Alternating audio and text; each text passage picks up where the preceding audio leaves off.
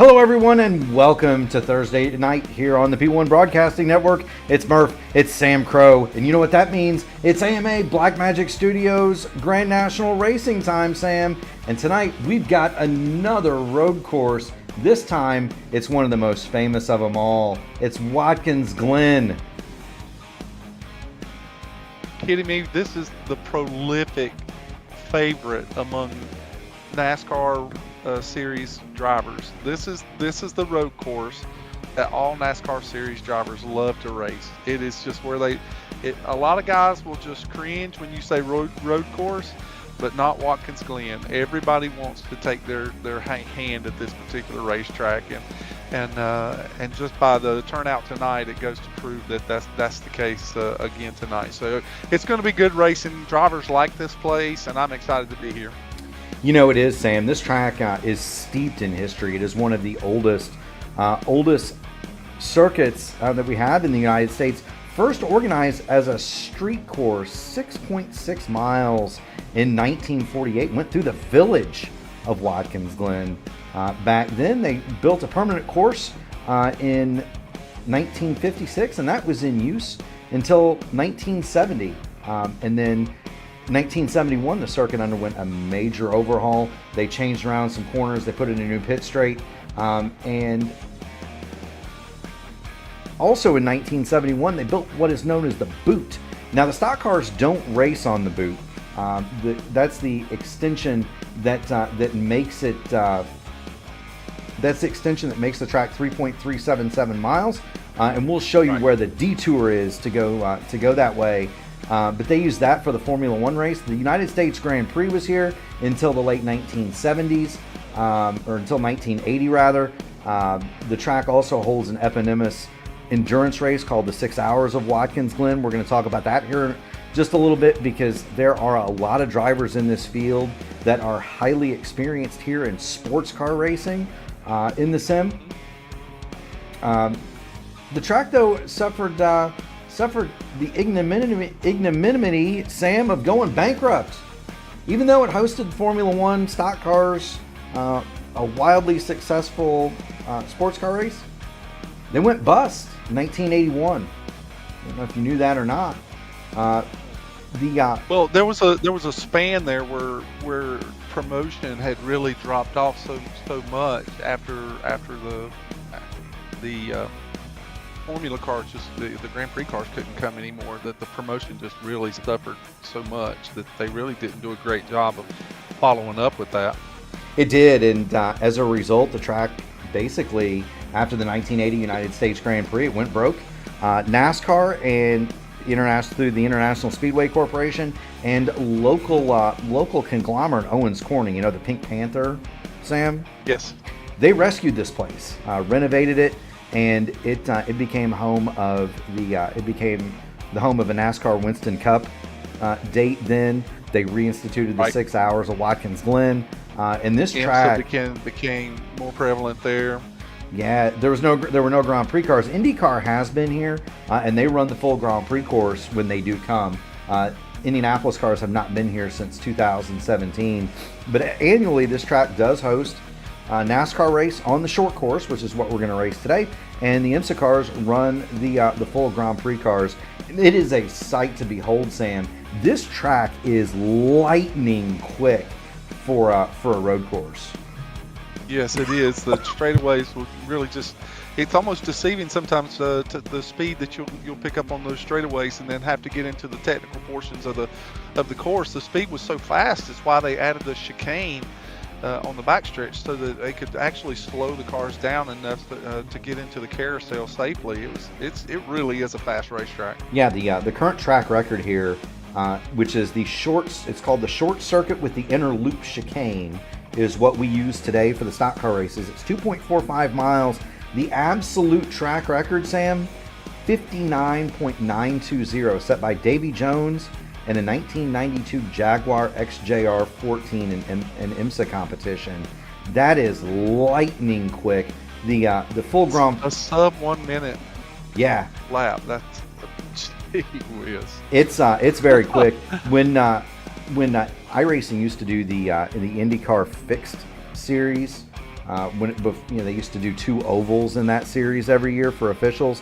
This would be one of the road courses that we would come to, and they would do the short course, and we were looking at sub 50-second laps. It's very fast, almost like an oval. Speaking of the absolute track record, that would be Sebastian Bourdais, minute 23.916 in the 2017 IndyCar Grand Prix at the Glen. That's the full course. Stock cars. You're looking at, Sam, for the Xfinity Series, minute 11, 8:30, 2023, Justin Allgaier. So slightly slower than Davy Jones and his Jaguar. Slightly? Slightly. The modern IMSA GTPs, Roman DeAngelis and an Aston Martin AMR Le Mans Hybrid IMSA GTP, minute 36 around the full course is what they do in a contemporary fashion. So we are about 3 minutes away. Do want to touch on the drivers competing today. As we all know, Greg Evans leads the points. Joseph Klein is second. Both of those gentlemen have wins. Evans with 8, Klein with 1. Ryan O'Donoghue sits solidly in third in the points, and you know that Ryan would love to get that win. One of the names that I do not see in the field, that would be the old narc brain, Logan Edwards. He's won 3 races, all of them on road courses, Sam. I do not see Logan in the field. Yeah, he's got 2 minutes. Not here tonight. Somebody call up Logan Edwards and get him signed in, baby. Somebody needs to at least rattle his cage and tell him, hey, one of your best tracks is here. That's right.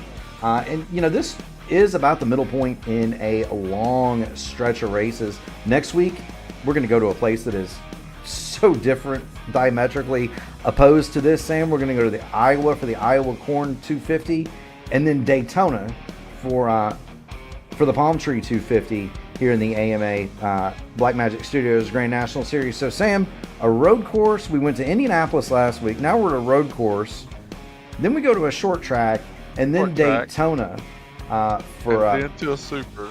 Yeah. So you're getting so much diversity here with these drivers. It really does test the skill of these guys to make sure that they stay on top of their game and make that they're applying themselves to every discipline of what A lot of people just think that these NASCAR series, whether it's the Grand National Series or the trucks or the Cup cars, they just think, oh, it's just turn left, but some of those turn lefts are a little slower, a little more technical, a little bit more thought-provoking, and some of them are just hold the wheel and Katie bar the door. And then every once in a while you throw in that right-hander like we have here tonight at Watkins Glen. We do. We do have about a minute left. Let's pop up the standings, Sam. Show the fans exactly who's fast with 55 seconds left in practice. I wonder who. Really I'll give you a nickel if you can guess it, Sam. Really? Ryan O'Donoghue? Ryan O'Donoghue, fastest in practice, minute 13.069. Sean Roberts, second. Greg Evans would round out the bottom step of the podium. We've got about 30 seconds left, Sam. Let's kill the music and get ready for qualifying. What do you say? Oh, I love it. Let's go for it. Bring in Van Halen. Oh, Van Halen's over. I played the full song, buddy. But we are going to hear the encore. We are. I think Motley Crue is actually next in my sequence. Do want to thank everybody who enjoyed the pre-race show with us. We do have a lot of viewers on hand. It's incredibly humbling to see 10, 15, 20 people watch a pre-race show. If you haven't already done it, make sure you smash the like button on the video, ring the bell to subscribe to the P1 Broadcasting channel, and be notified of all future iRacing broadcasts. We've got a long stretch of races here in the AMA, both in the Truck Series and in the Blackmagic Studios Grand National Series. Of course, Archway Industrial Coatings, the sponsor for the trucks. And we're going to ride around here, Sam, with, let's do Kendall Paul. And here's the reason I want to ride with Kendall Paul. Right? I'll tell you the reason I want to ride with Kendall Paul. Kendall Paul and I nearly won, and there's Kendall. He and I nearly won the 6 hours of the Glen together. We had a very, very, very fast Cadillac, but that was right after rain had been introduced, Sam. And the third co-driver, who was brought in specifically to deal with the rain, wrecked the car in the lead in the rain, and so we no. wound up second that day. But he and I nearly won the 6 hours of the Glen together. I know Clindale Paul can get around this racetrack. David Dunwoody is also a former winner of the iRacing 6 hours of the Glen, and so. Oh, now that's really cool. Yeah, what an I mean, he didn't win it overall. I mean, he won a split, but still. Oh, well, yeah, but still, it's something really nice to hang your hat on. Wins at Watkins Glen really are among NASCAR drivers, in my opinion. If you talk to NASCAR drivers, in whatever discipline it will be in any of the series, all of them will tell you that a win at Watkins Glen really is a feather in their hat. It's a jewel in their crown, so to speak. There's just something special about winning at this racetrack.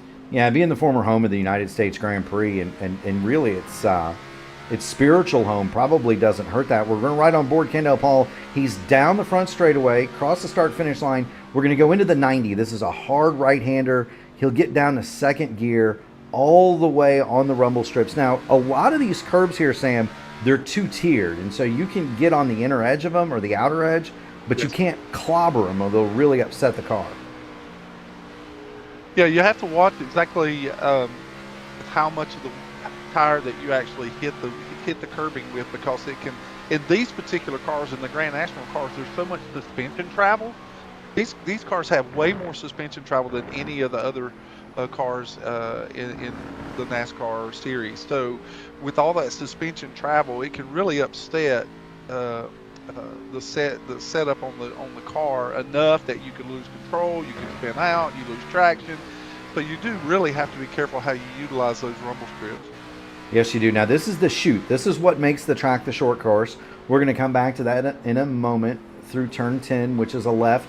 We'll go back down to turn 11, which is a right, and kind of describe the lap for the fans out there.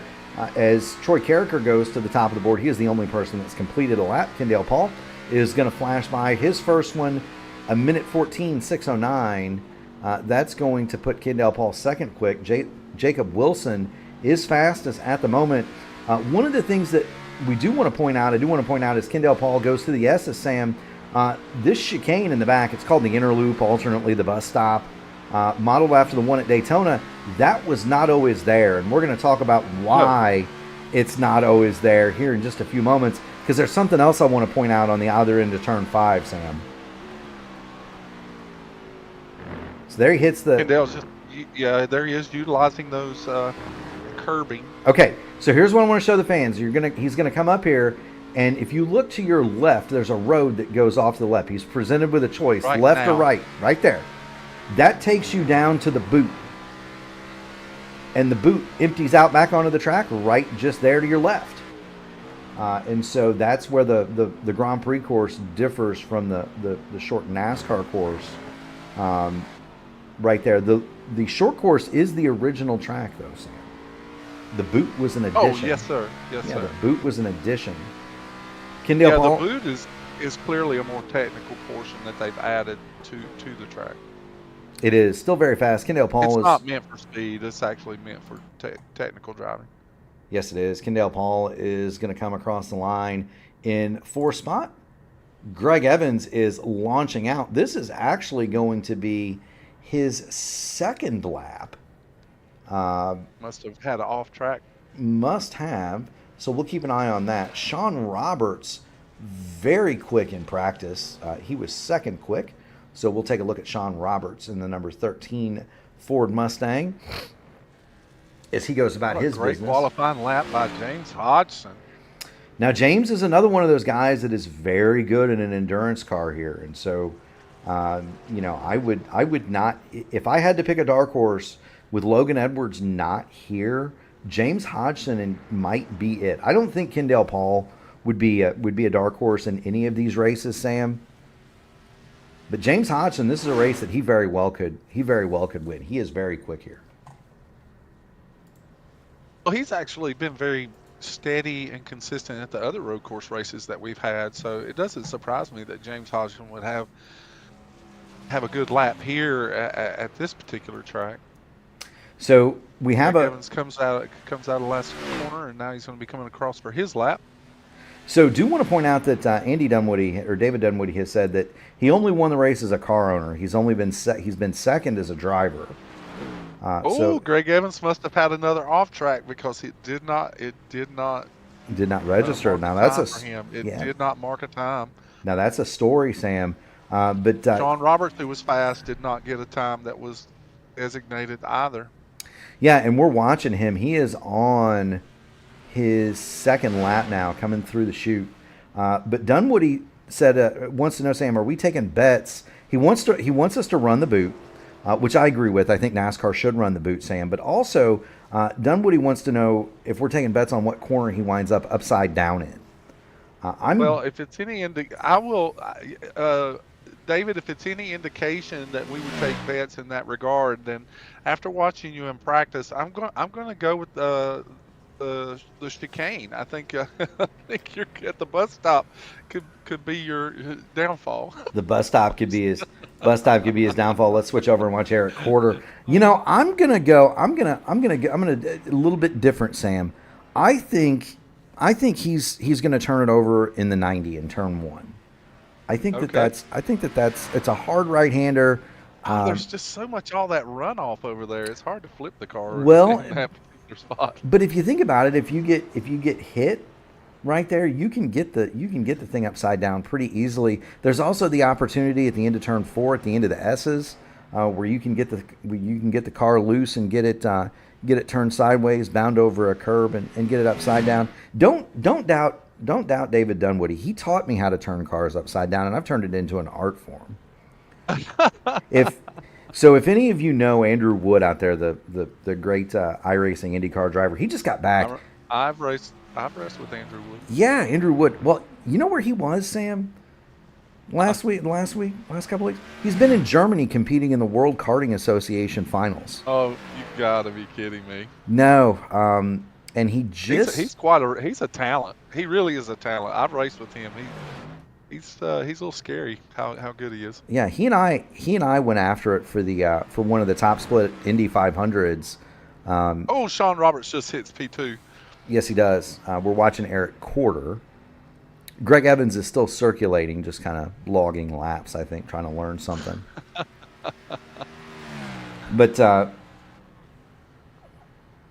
he and I had at it for one of the Indy 500 open top split races, and I won. I had a little bit better fuel mileage than he did. I was able to get after it a little bit earlier than he was, and so. But he is an amazing talent behind the wheel, and I know he was disappointed not to make the top 120 or whatever it was. But we're proud of him nonetheless. He's a great friend to the channel, great broadcaster in his own right, and I look forward to working with him Saturday, Sam. Well, every time that I've been on the track with him, he's been nothing short of a class act and a great driver, respectful of those around him, and incredibly fast. So I don't know him personally like you may know him, but I'm well aware of his exploits on a racetrack. Very good, and I'm well aware of the exploits of this field on this racetrack, Sam. We got a starting grid, buddy. We do. I don't think anybody else is left on track right now. We do. Well, even if they were, Sam, it's time to get going. On the front row, Ryan O'Donoghue. He'll be flanked by Sean Roberts. James Hodgson will be third. Jacob Wilson fourth. Kendall Paul fifth. Justin Osterman, Mr. Excitement. What a lap out of him. He's going to start the outside of row 3 and 6. Lee Campbell, Matt Sisler, Joshua Siegfried, and Dylan Godinez are going to round out the top 10, Sam. In 11th, Sean Merriman. 12th is Troy Carricker. Brian Wasserman, 13th. Brian Sharp, 14th. Eric Quarter is 15th. Mason Muller, 16th. Barry Seaman, Donald Green, Greg Evans, and David Dunwoody are going to round out the top 20. And now we're lining them up by iRating, Sam. Now we're lining them up by iRating because these cars did not get time. That would be Evans, Dunwoody, Hutchins, Matt Metler, and Randy Dunlap. 23 cars signed in here at Watkins Glen. That's That's pretty Randy doggone. Dunlap is currently not in the server, so he may not be able to make the event tonight.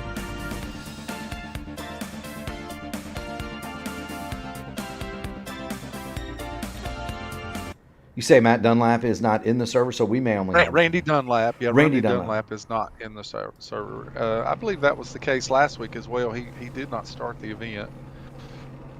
Gotcha. Maybe just signing in to get the last place points. That is possible. Right. Well, there's a lot of things to consider with the start of this race as the drivers are hitting the grid, and we'll be getting started here within the next minute. Sean Roberts, really fast, and it's a new name up in the starting of the field, and so I'm interested to see how Sean Roberts does tonight, especially on the long run. Jacob Wilson is another name that we haven't seen up front, and so kudos to those two drivers as they've proved that they have speed here at Watkins Glen.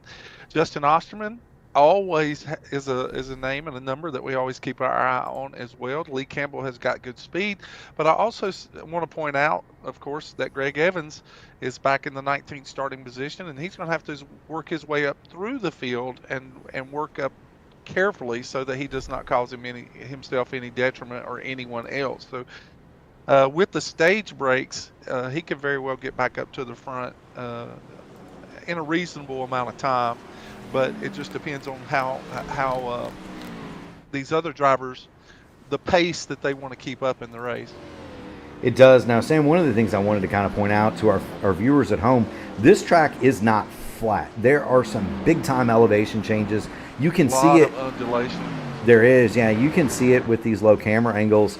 The front straightaway is very much downhill into that first corner called the 90. And then you go back up the hill through the S's, and that kind of illustrates it. And you're still going uphill down the back straight toward the inner loop. That's exactly right. You really don't level out until you get to the inner loop, and then it starts on a downhill trend as you run through the carousel. And then after the carousel, that straightaway moves with a slight upgrade, and then you level out again in the final couple of turns, and then start working your way back down the hill into turn 1 again. Yeah, you do. And you know, again, you can kind of see it. There's turn 5. Technically, it's called the outer loop, but most people call it the carousel. But that corner is downhill to the right, and now you're going back down. Basically, the exit of the inner loop is the highest point of the course. Everything else is downhill, and that's really tricky, especially like turn 10, Sam, turns 1 and 10, where you're going down the hill and you've got to make a hard braking zone. That can really mess with. It can really mess with your braking points and things of that nature. See, you're still going downhill here from 10 to 11. The pace car is. Well, that's why the start of this race is so important. Oh, I think the braking is crucial. It is. We're about to see how crucial. Sam Barney's got the green flag in his hand. Green. The race is on. 200 miles here in the Track Racer Watkins Glen. Track Racer 200 at the Glen, and down toward turn 1 they stream. Everybody made it. We got Dunwoody out wide. That's the nice thing about turn 1. You got a lot of bailout room out there toward the wall. But already we're seeing David Dunwoody try to make some time up. He's got to the inside of Donald Green. Greg Evans is going to follow suit. I don't think those two are going to waste any time, Sam, getting to the front. No, absolutely not. Especially Osterman and some other drivers that really like to kind of push the issue early so that they can get the best track position that they can get. Very impressive. Everybody is safely through the inner loop and into the carousel. A lot of respect shown there on that start. A whole lot of respect. Yes, there was. Still, I mean, we've only had a couple of cars run into the runoff even.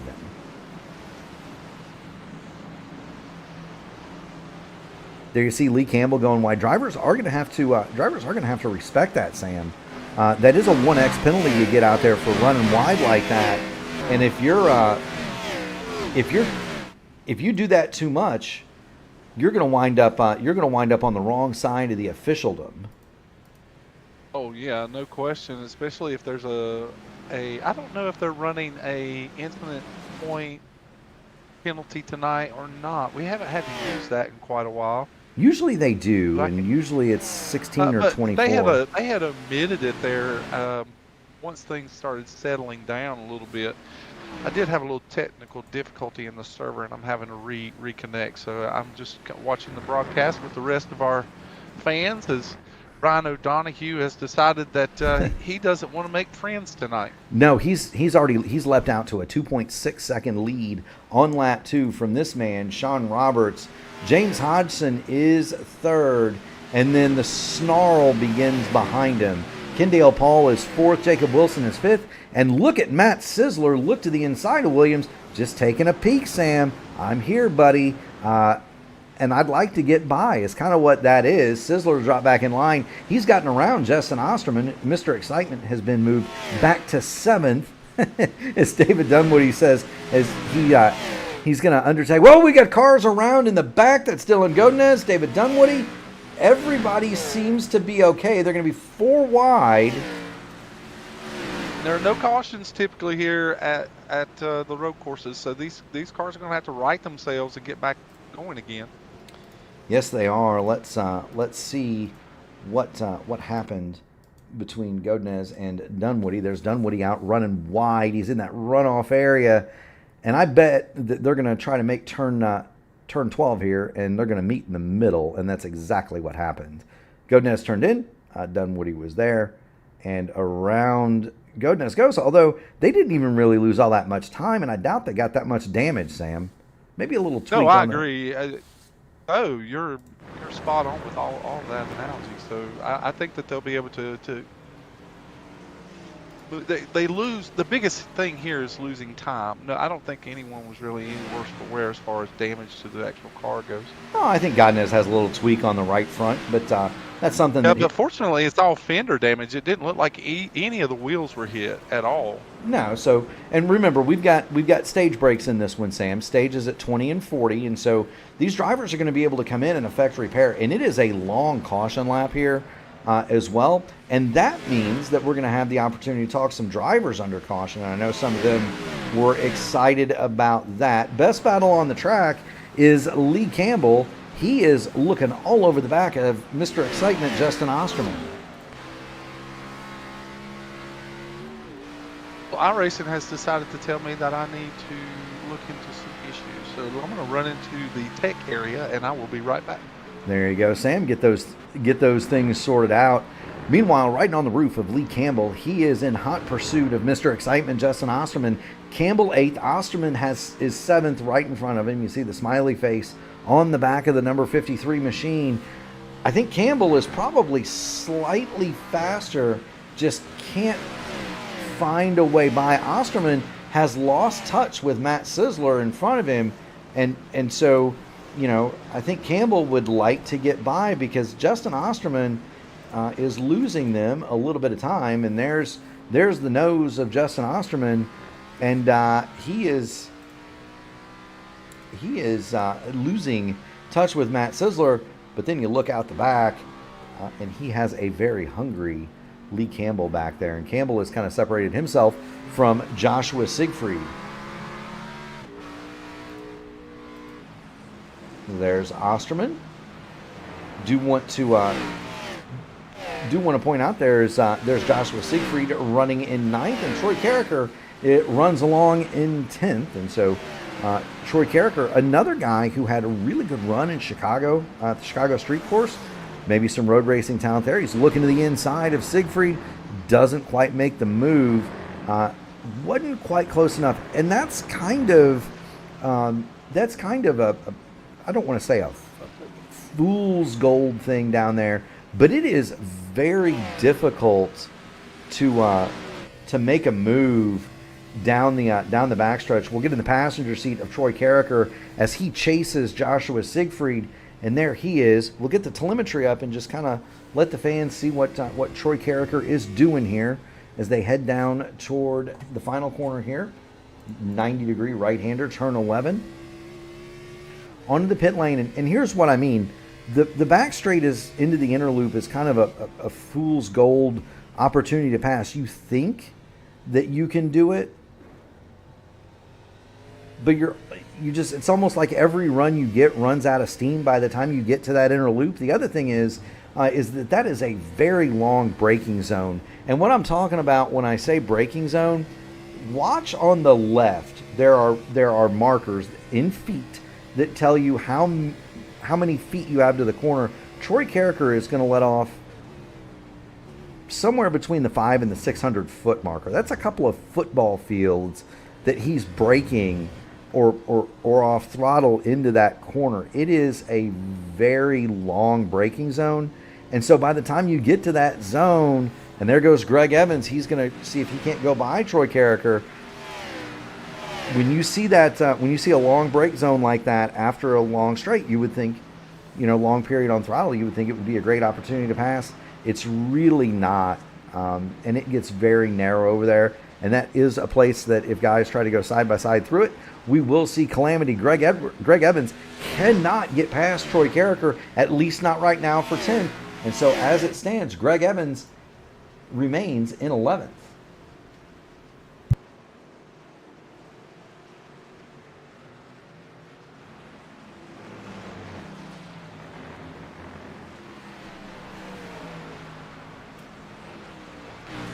Working lap 7 here at the Track Racer 200 at the Glen, the AMA Black Magic Studios Grand National Series. Watching Greg Evans and Troy Carricker have a nice duel for 10th. Here goes Evans. He's going to try to make the move down into the inner loop, but see what I mean? He just can't. It's just not quite enough of a run into that corner. The next, probably the best passing opportunity on the course is coming up right here. That's through the carousel. If you can get a good run through there, you can make the move down the chute and into turn number 10. Evans gets that done in the carousel or in the outer loop as you were. And so Greg Evans moves it up to 9th, and Evans is on the charge. Greg Evans started this race at 19th. He has passed 8 cars, and we are getting close to halfway through this first stage. Greg Evans has already made up 8 spots.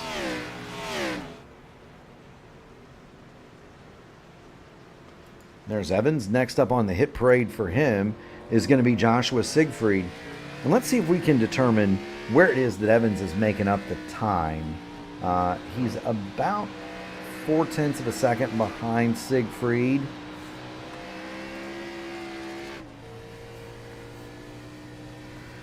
Jump in the passenger seat. Same kind of a thing. And Siegfried's going to let him go. I think Joshua Siegfried realized that discretion might have been the better part of valor. Greg Evans quicker. And you'll see that veteran move from guys. If they know somebody's faster, let them go. It's not worth the time that you lose to fight them.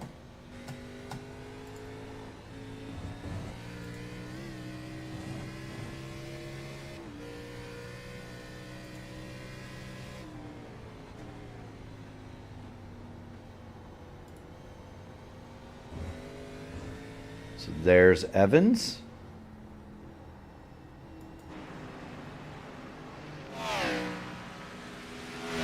Next best battle, well, this is still the best battle on the track as Evans chasing down Lee Campbell. He has chopped that deficit by 0.7 of a second the last time through the start-finish line. Campbell 1:15.746 to Greg Evans 1:15.083. Evans just a touch of the stopwatch slower than the leaders. Speaking of the leaders, this man, Sean Roberts, has started to reel in Ryan O'Donoghue. It wasn't too long ago that Ryan O'Donoghue had jumped out to a 3-second lead. There's there's Sean Roberts. They've got the 55 of Barry Seaman already a lap down in front of them, and Ryan O'Donoghue really jumped out to a big lead, but Sean Roberts has slowly started to reel him back in, and so there's Sean Roberts. How much time do you think he lost there trying to pass Steeman, though? 4 or 5 tenths, maybe? Well, they ran identical lap times that time, Sam. 1:15.183 for O'Donoghue, 1:15.106 for Roberts. which means Ryan was really just trying to find a safe and accurate place to make a pass on Seaman so that he could make sure that he would be clean going forward. Sometimes you just don't want to force a pass in these particular instances, just because you can get into a lot of trouble really quick. The barriers at this racetrack actually come up very quickly. Yeah, they do. There is a lot of runoff area in turn number 1, but that's really the only area that there is a lot of runoff. There is some carousel. Well, there's some in the bus stop, yeah. There's is some in the bus stop, but you carry so much speed. It's do. Hard not to hit something. If you lose it in the bus stop, you could really just slide right across that asphalt into a wall. You can, and that's part of the reason that Formula One doesn't race here anymore, is that there's not a lot of runoff, and the track is surrounded by Armco barriers, which in open wheel cars are a safety issue, to put it mildly, Sam. Watkins Glen has a very sad history with that in open wheel cars and Armcos, and so Formula One left here because of maintenance and safety issues, and that's part of it. The track's surrounded by those Armco walls. They've improved a lot, but the open wheel people still get kind of cringy because they're so close to the track, and the speeds here are so very high. Yeah, even up through the S's, it's amazing how much momentum you carry up through those S's because they're counterbanked. And so because they are that way, you can really get your foot in that throttle to go down the backstretch. And it's not unusual because of the elevation and the counterbanking that it can upset the suspension of the car and send you careening into one of those barriers easily. Yeah. It's,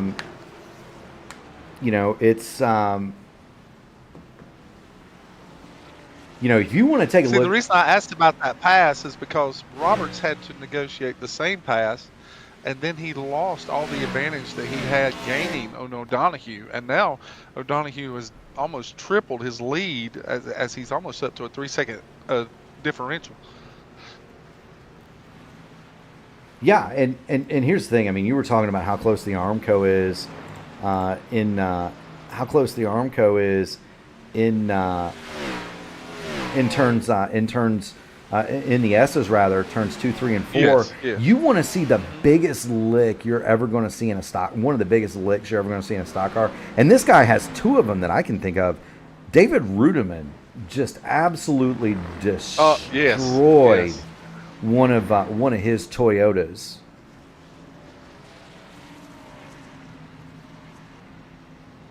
There's been this track with its pedigree and its history.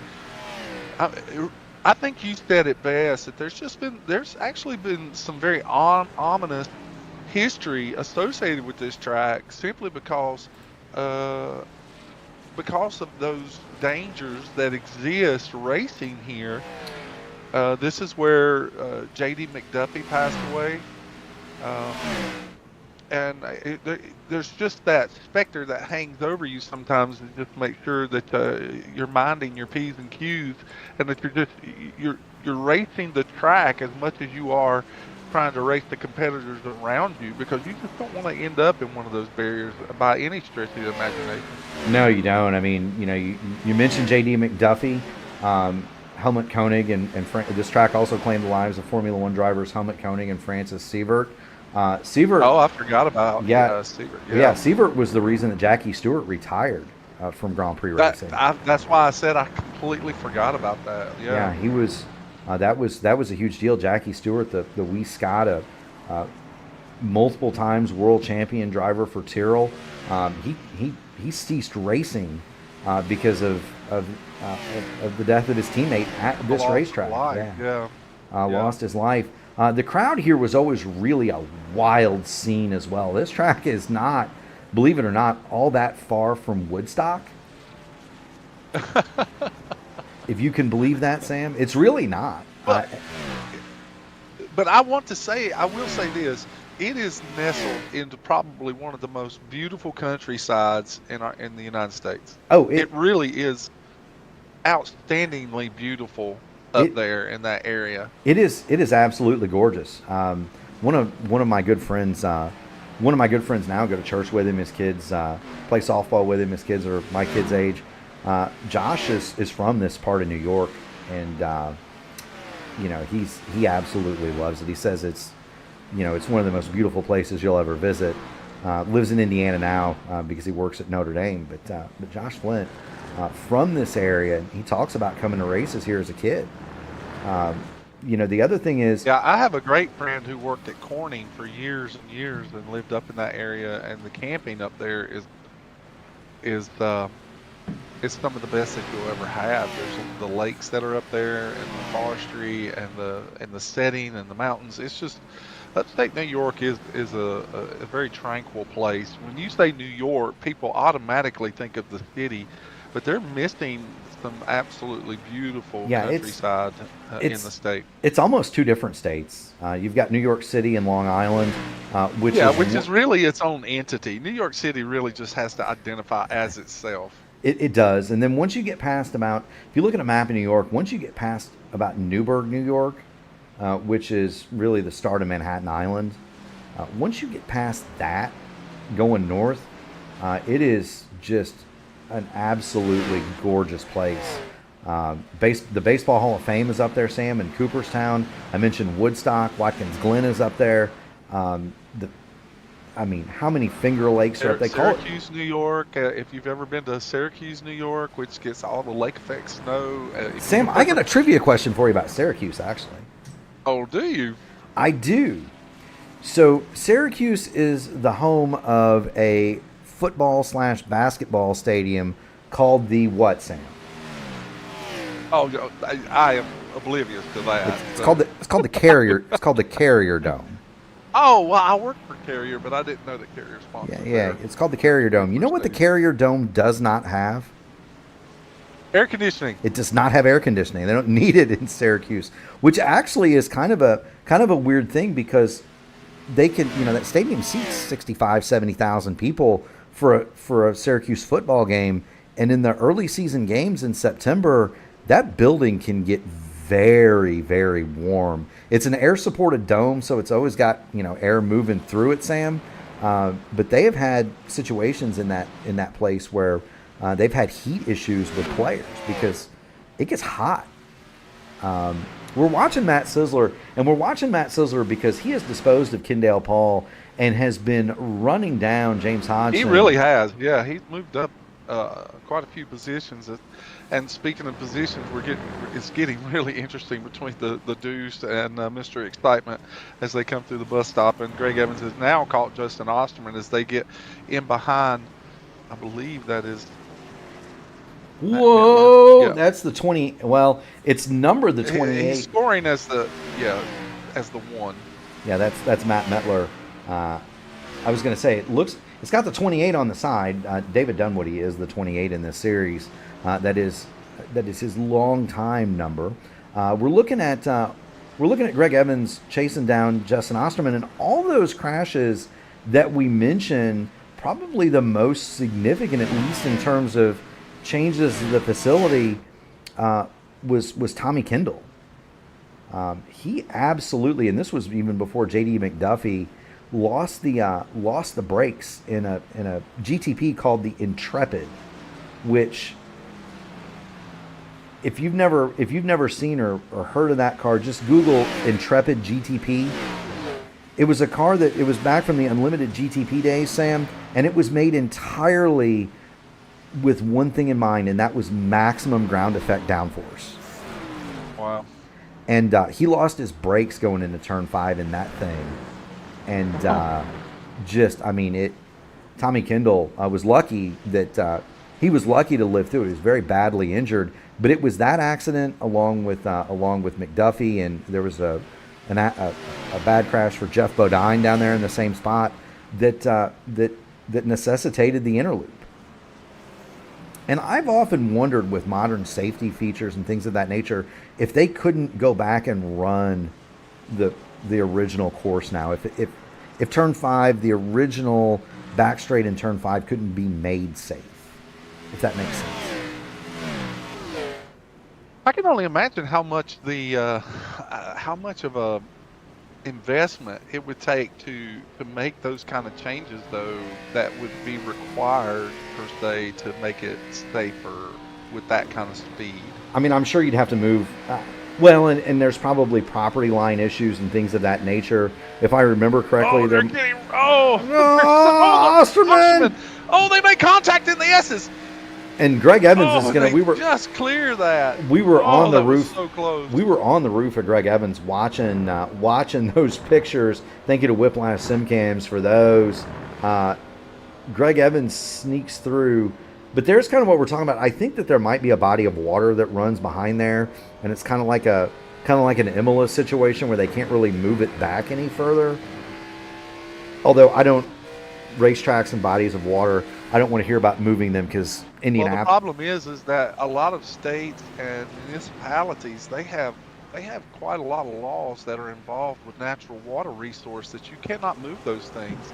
And even if you could, you have to go through an act of Congress and get the Army Corps of Engineers involved. And it can be very a tangled mess to try and move. Okay.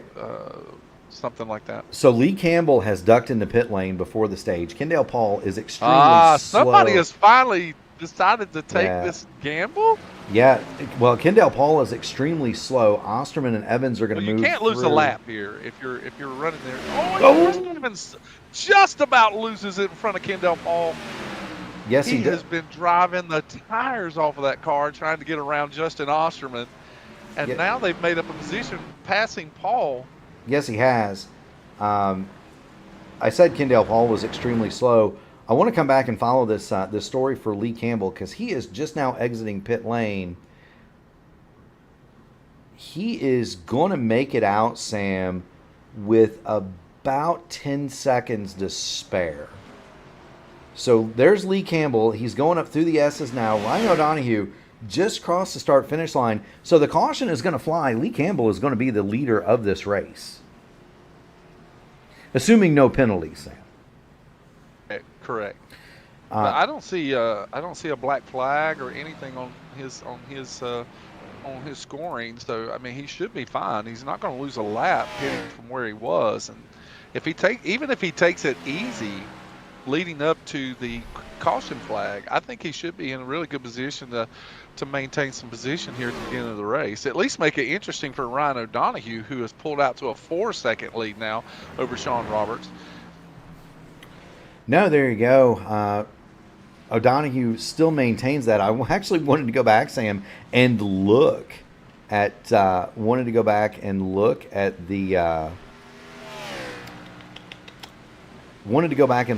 notes just to make sure stages are at 20 and 40. So that move by Lee Campbell would be legal.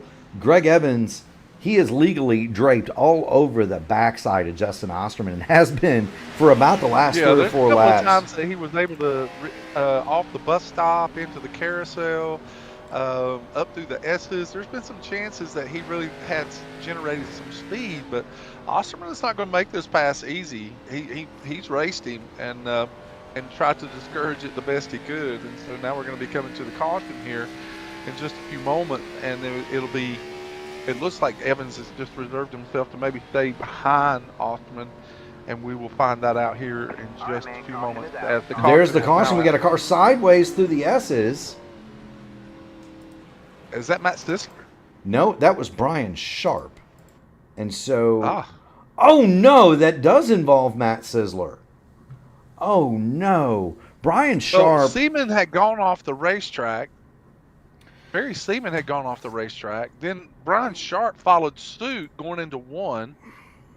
Yeah. Seaman had just overcooked it into the corner, and then Sharp followed him out there, and then he gets too far, and oh my heavens, he just loses the back end of the car out in that gritty area of the racetrack, and Matt Sisler had nowhere to go.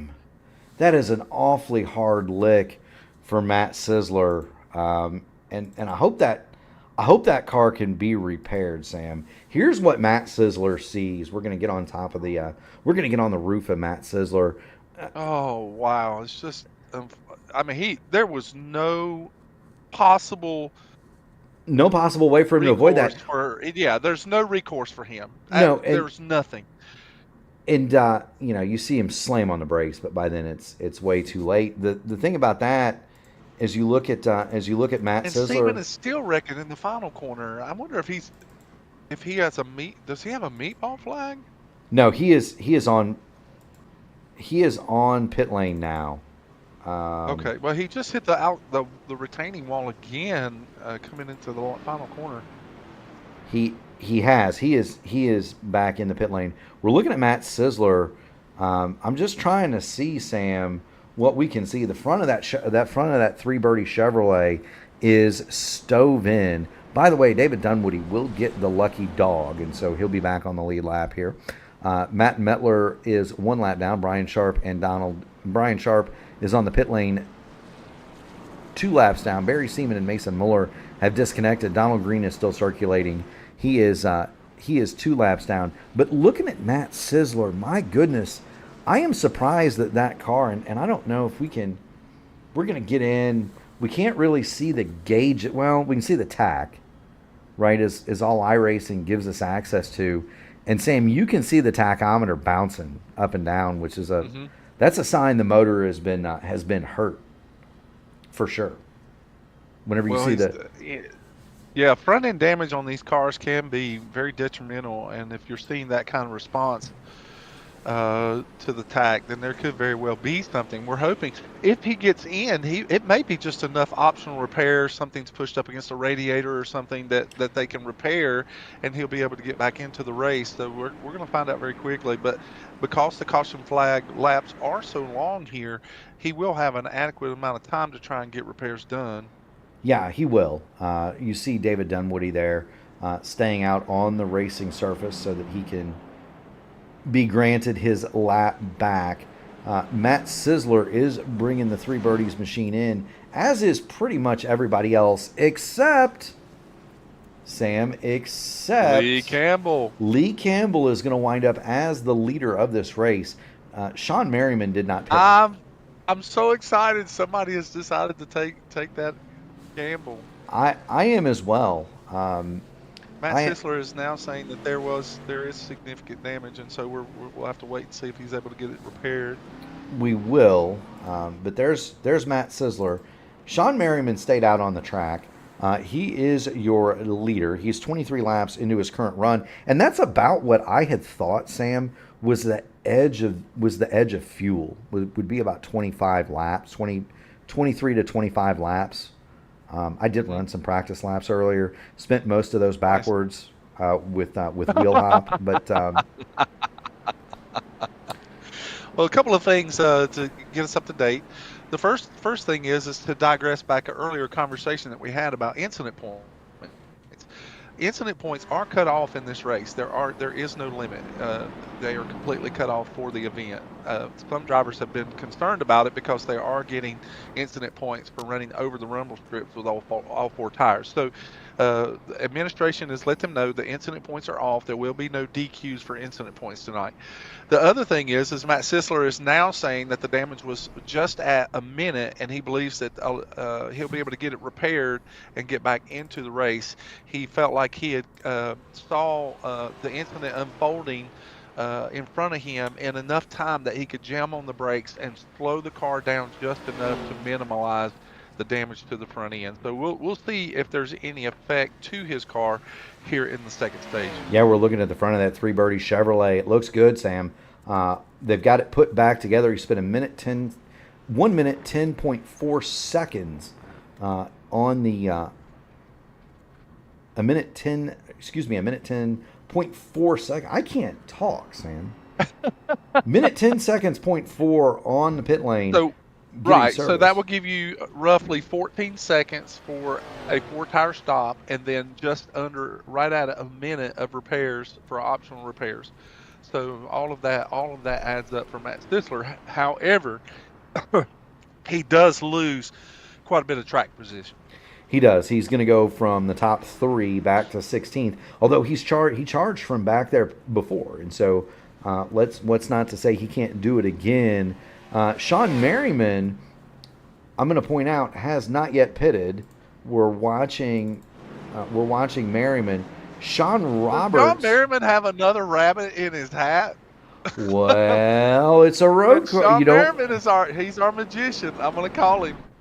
Well, you don't, because he pulled off quite a feat at Dover this year, and so does he have another rabbit? Well, let's think about this. The final stage is 42 laps, Sam, and by my calculations, that means that that these drivers would have to stop for fuel in that final stage. Yes, sir. If Merriman is able to go, let's say, to lap 26 or 27, he's going to be at the front when those green flag pit stops unfold. I don't think he's going to be able to steal the win. I don't believe he's got the pace to do that. He's over a second and a half slower, 2 seconds slower than Ryan O'Donoghue and Sean Roberts, Greg Evans, some of those drivers. But he might be able to steal quite a bit of track position. That's always a possibility. It is. Now, Lee Campbell, Sean Merriman's best time, minute 15:6:57. Lee Campbell, minute 14:9 flat. Sean Roberts, minute 14 flat. Ryan O'Donoghue, minute 13:7. So that's the disparity or the difference in pace that you're looking at. Ryan O'Donoghue, nearly 2 seconds a lap faster than your leader, Sean Merriman, right now. But it looks like that Roberts was able to get off the pit lane before O'Donoghue. It does. Well, they're going to the inside position in third. Yeah, they're going to line up in because Merriman stayed out, Campbell stayed out, so Roberts was able to beat O'Donoghue off of the pit lane. Of course, Greg Evans had a great stop. Yes, he did. Greg Evans up to 5th. Let's see if we can get another clean start here through turn 1. A lot of respect here. Look at the room these drivers are giving each other. This is excellent. Yeah, it is. Speaking of room, Greg Evans looking for room on the inside of Lee Campbell. Evans already has the deuce up to 3rd. He's going to be looking for 2nd on Sean Roberts. Merriman broke away and has the lead at least through the top of the S's, but he's got 2 much quicker automobiles bearing down on him as we head to the inner loop. Roberts thinks better than to try and dive it in there. Whoa, we've got a car around. We've got a car around. Oh, it's Justin Osterman. It's Justin Osterman who's spun around. It is Osterman around, Lee Campbell around. David Dunwoody almost comes to grief and hits both of them. Dunwoody makes it through, and let's go back and see what we can see with Justin Osterman. I don't know, Sam, that Osterman, did he get up on those rumble strips? Maybe he's running out almost near in the swings grass. Wide. Oh, he swings really wide, and Evans goes out onto the outside as we go through the final turn into the front stretch. Oh, Ryan O'Donoghue almost loses the back of the car, and Merriman moves down onto the inside. Greg Evans is going to take the lead for the first time here at Watkins Glen. By the way, it was Lee Campbell to the right rear of the 53 with the candlestick in the billiards room, and so that's the reason for that spin. Meanwhile, Greg Evans has gone to the lead, as you hear Sam call. Sean Roberts is 2nd. Ryan O'Donoghue is 3rd. And they have absolutely dispatched Sean Merriman. And let's see how long Merriman can go. Well, he easily let these drivers get by him, these front runners get by him, and so now he's settling in, and we'll just see, like you said, we'll see how many more laps he is able to get out of that number 18 machine. Now, we did watch Ryan O'Donoghue run out to over a 4-second lead in the first stage. This stage will be just a bit shorter because it will end around lap 40. And so I don't know that he'll have the time necessarily to make the passes on these 2 fast cars, but Ryan O'Donoghue has proved that he has a lot of speed here at Watkins Glen, and he's got a fast hot rod. So I'm sorry, I'm Sam. eager to see how he catches these guys. They are lined up behind Sean Merriman like the tigers when it's feeding time at the zoo, buddy. Merriman is 4th, and he has a rear view mirror full of the rest of the field. of James Hodgson's, Kendall Paul, Troy Carricker is 7th, Jacob Wilson is 8th. Matt Sisler, by the way, has moved himself back Already up up to to 9th. Yeah, and John Hudson. But Hodgson, Paul Carricker, and Wilson are bearing down on. They are bearing down, Sam, on Sean Merriman. Ryan O'Donoghue is. I'm just shocked at how deep he can drive that car into the bus stop. That's insane. It is indeed. He's not that much faster, though, than Sean Roberts. As a matter of fact, Roberts is a touch of the stopwatch quicker. Greg Evans is the slowest car up there. He's leading that parade. I do not want to take my eyes off this battle because James Hodgson is eventually going to grow impatient here. He's looking to the right. He's looking to the left. And I think we might see your tap system come into play here in a minute, Sam. That's not my tap system. That's an old Earnhardt thing. And that really going here into turn 1 is one of the best places to overtake cars, but you have to get an excellent run off that final corner to be able to. Oh, and here we go. Hodgson, just as I say that, he gets on the inside of Merriman as they go into the S's. Merriman will not. He really shouldn't fight these guys through the S's. It's just a little too precarious for anyone to race side by side. Precarious. Kendall Wall about knocked down the fence over there. That's going to give us. That's going to give us room for. That's going to give us room for Troy Carricker to come through. Jacob Wilson is down there. Wilson sneaks through Carricker now, but that jam car of Sean Merriman. Kendall Paul locks him. In so deep, he slows down and it checks up Kendall Paul. And now Matt Sisler is back into the mix up here with these drivers. Yes, he is. Do want to thank Shelby Carricker for her kindness. Thank you so much, Shelby. We're watching Sean Merriman, who is out here on 28-lap-old tires. He did not stop at the stage, and he has 4 much quicker automobiles behind him. There goes Troy Carricker to the inside of Jacob Wilson. He didn't quite make it stick. He got up to Kendall Paul, didn't quite make it stick. Oh, this is going to be interesting as they come up here. Door to door across the start-finish line. Now, here's Carricker. He's going to try to make the move to the inside of Jacob Wilson. Didn't quite Wilson get there. Gets out there in the green area of the racetrack. It looks like he's going to make the pass. He still gives Carricker a lot of room there, a lot of respect. But now Carricker gets a big run going into the S's as we go into the backstretch. I'll tell you who's got a great seat for this, Sam. Matt Sisler. I'm gonna go sit in the passenger seat and just watch this a while. Troy Carricker all over the back. Oh no! Merriman and Kendall Paul make contact in the bus stop. Paul is able to save it in the runoff area, and he will get back on the racetrack with the nose pointing in the right direction.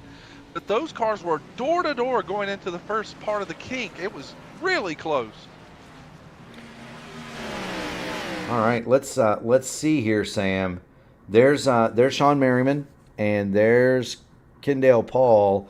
They come into the bus stop, and this is into the inner loop, the bus stop, if you will. And this is one of the most treacherous. This is probably the most treacherous area to try to pass somebody. It gets extremely narrow. Kendall Paul on the inside of the rumble strips, and he's trying to make the switchback. He just can't do it. Merriman goes on. Kendall Paul will save it in the runoff, but he does lose a lot of valuable time. Back to 12th place. He runs behind Brian Wasserman and John Hutchins. Let's get back to this battle because it continues, Sam, to rage. Merriman has fallen into the clutches of Matt Sisler. Troy Carricker is still trying to run down Jacob Wilson. Just was able to make that pass going into turn 1 and underneath Sean Merriman, and now he's been able to put a little space between him and Matt Sisler. But now, as you said, he and Jacob Wilson have been in a spirited fight throughout the beginning of this particular stage. As we see Merriman now, he drives it in deep again into the bus stop, and now he's going to lose numerous positions in the carousel to several cars as they make their Dylan Godinez, Jim Hutchins. John Hutchins, yeah. Brian Wasserman's back there now. The cars may really be giving Sean Merriman a fit at this particular juncture. I think the tires on that machine have to be just about past their sell-by day, Sam. The good is gone from the good years, as we say. And I can't believe that he's not pulling that car into the pit lane. Do want to point out Joshua Siegfried is out of the race. Donald Green is checked in. and he has retired John his Green is car. taking his car behind the garage, as well as Joshua Siegfried is actually checked out for the night as well. Yeah, Barry Seaman, Mason Mullard, Brian Sharp all out of this race. Sean Merriman, the last time through, was 5 seconds off the pace of the lead. So if he hasn't already done it, hasn't already thought about it, it's time to put some new Goodyears on that car. Meanwhile, Carricker is inching closer to Jacob Wilson, and Sizzler is inching closer to Carricker. Here's Matt Sizzler. He's going to look to the inside maybe of Troy Carricker as they come off the carousel down the chute.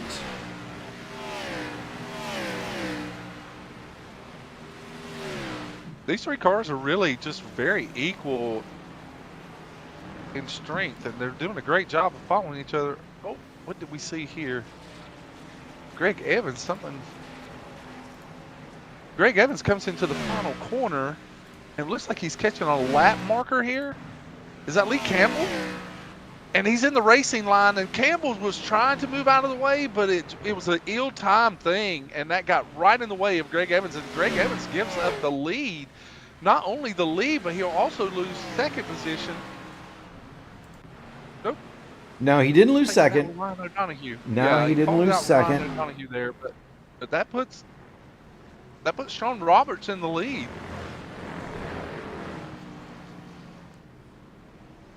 These three cars have been together ever since the stage began.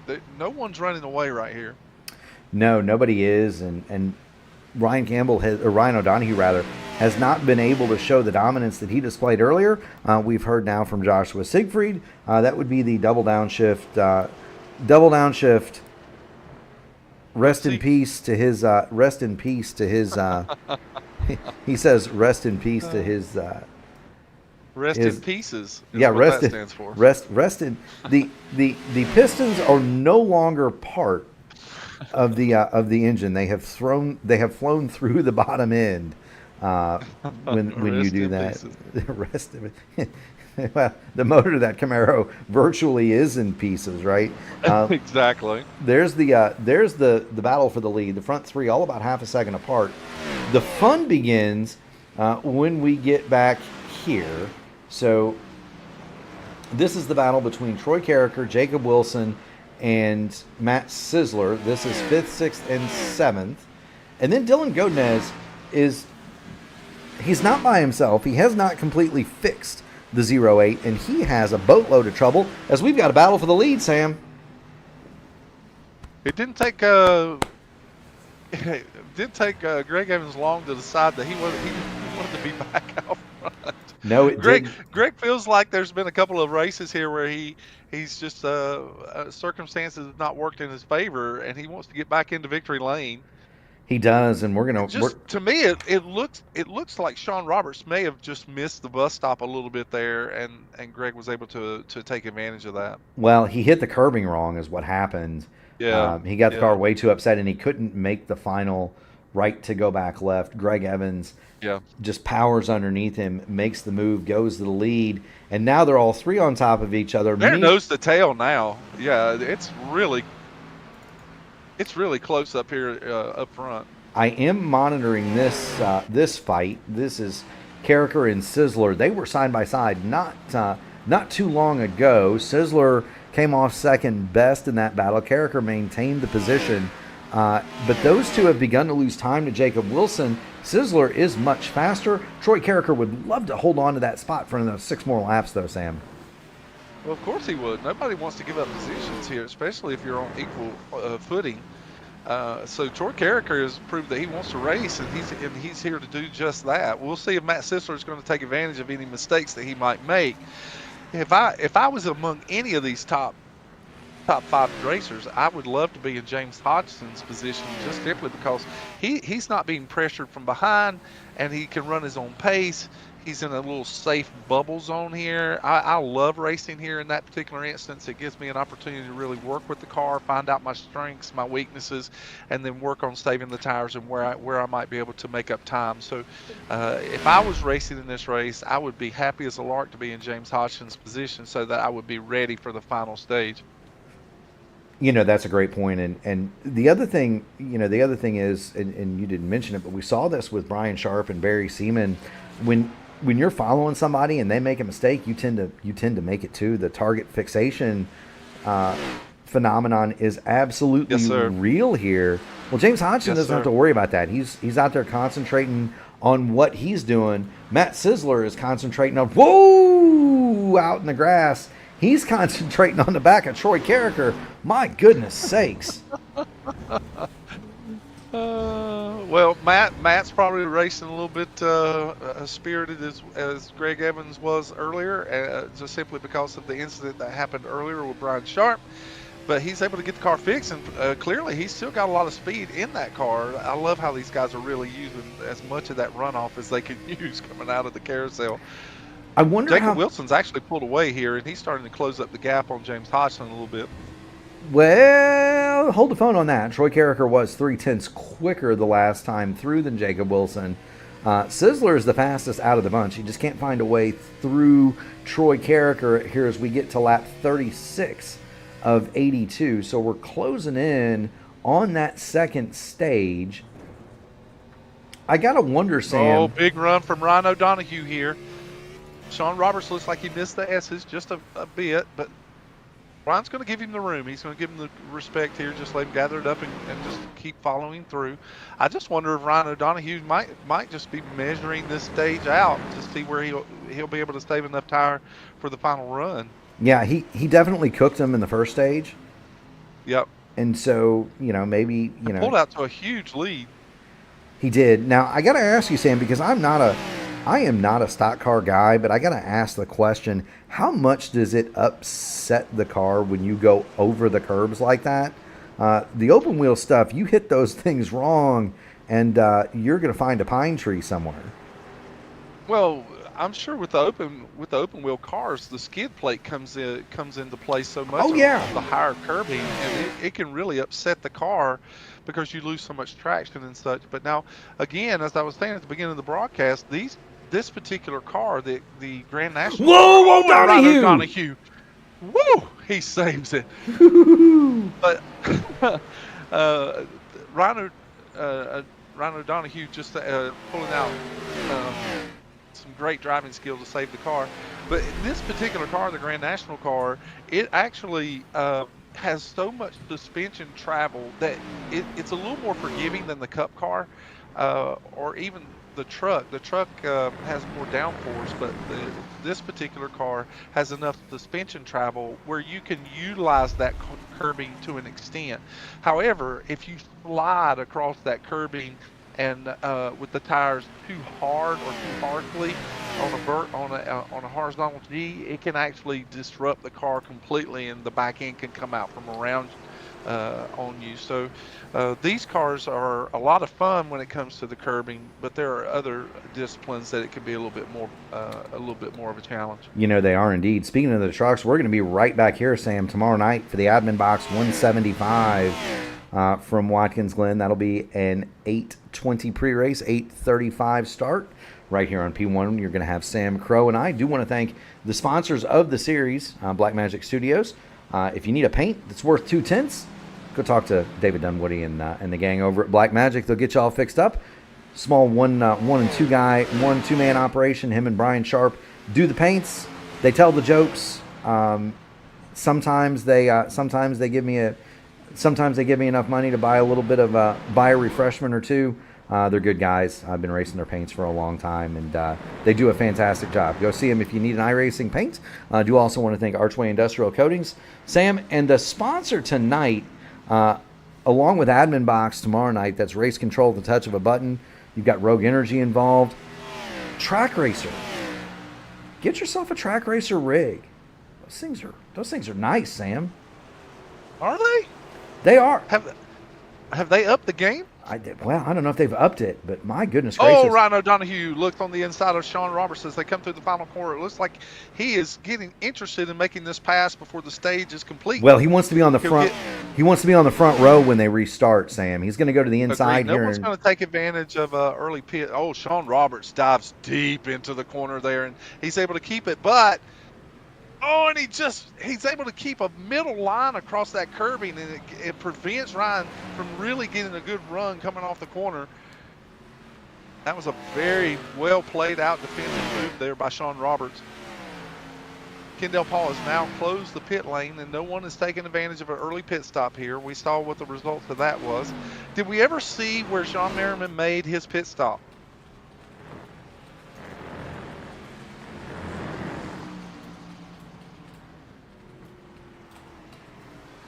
Because he's a full minute or more. He made it. Here he is. He made it 4 laps ago, and he is a minute 1 second behind. So he made his stop at lap 35, Sam, which would indicate to me that he is going to attempt to do this in one more stop. Do a short pit. Yeah, he's going to attempt to do a short pit, but there he is in the 18. He's going to stay on the lead lap. He's going to have much fresher tires this time. The battle continues to rage. Matt Sizzler, by the way, has had problems. Well, he's come in the pit lane. He did not make it past Troy Carricker, so Matt Sizzler is going to try that same game that Merriman and Lee Campbell did the last time. Sizzler, did he make it in before the pits were closed? He did. He's back out, and he's been out for a lap. So, yes, he would have made it. Okay. He would have made it. Justin Osterman is closing in on Dylan Godnez. That's Mr. Excitement. He is right there. Well, if you're going to make one more stop in the final stage, then it would only make sense that somebody would take advantage of that. So Matt Sisler is going to be the guy. Sean Merriman should stay out as well. Yeah, Merriman would stay out. I would imagine. I imagine that lead will be Sizzler, then Merriman, then whoever pits at the front of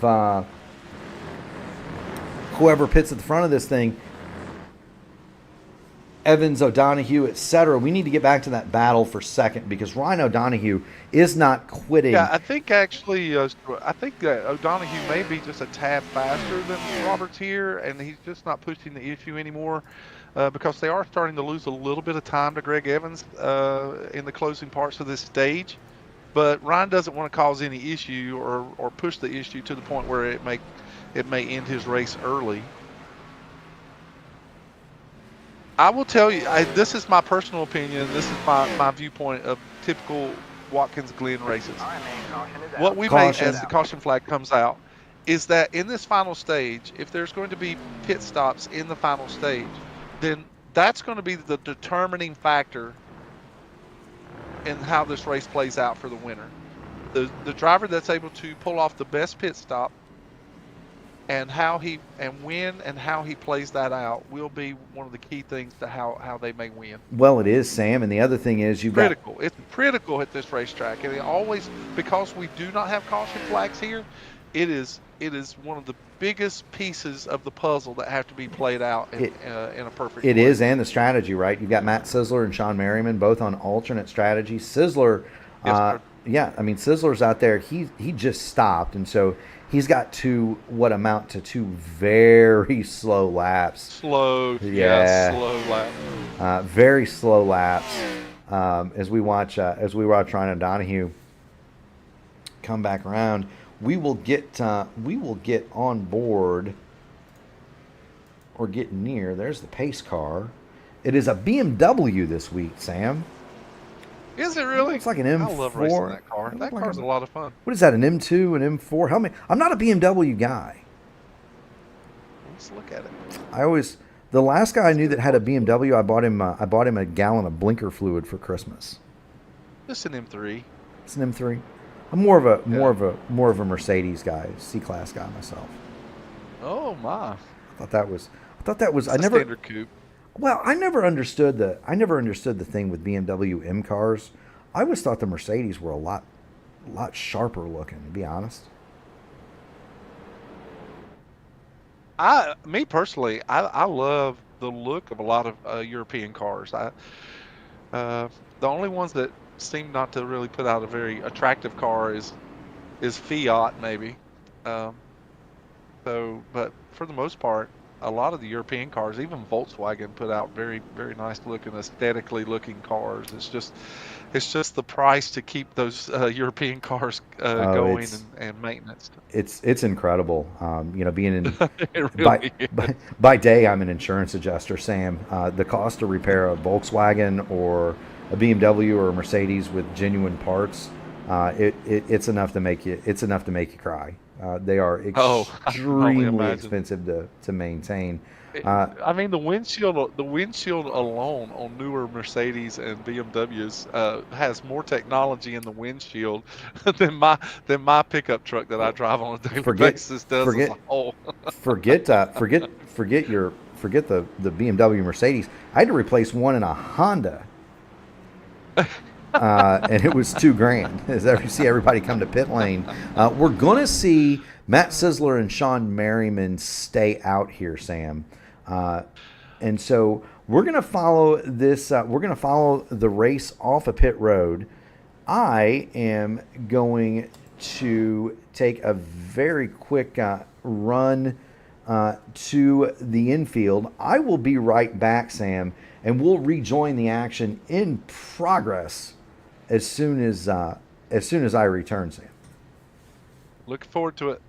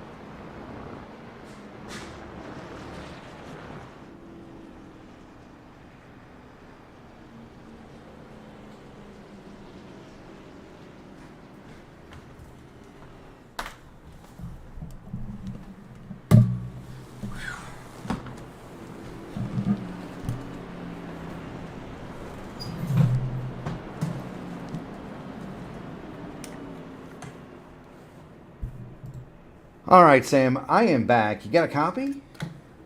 I do have a copy. I've been listening to some of the in-race chat that's been going on. There's a lot of things materializing while you took your break. Well, Um, speaking of speaking of people to chat with, we do have a new leader. That we is do have a new that is leader. David Dunwoody. So he's doing the same thing that Sean Merriman did the last time. And let's get Dunwoody up here and ask him about his strategy, because I got a feeling this is going to turn out to be pretty interesting.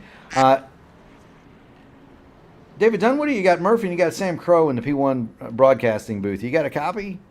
What's up, fellas? What are you doing out there on 20 lap old tires, brother? You think you can hold that thing up there? You want me to tell you the secret? Everybody's 10 laps short on fuel. Well, we figured that there was going to be a stop. Yeah, so you're thinking everybody's going to stop again. You might as well hang out up there and get some track position. Yeah, pretty much. I think I'm going to run like 5-10 laps in the pit when I can make it to the end. Copy that. Well, we look forward to watching your strategy play out. Good luck to you, buddy. I'll dump you back down with the rest of the crew here as soon as I can figure out where the booth is.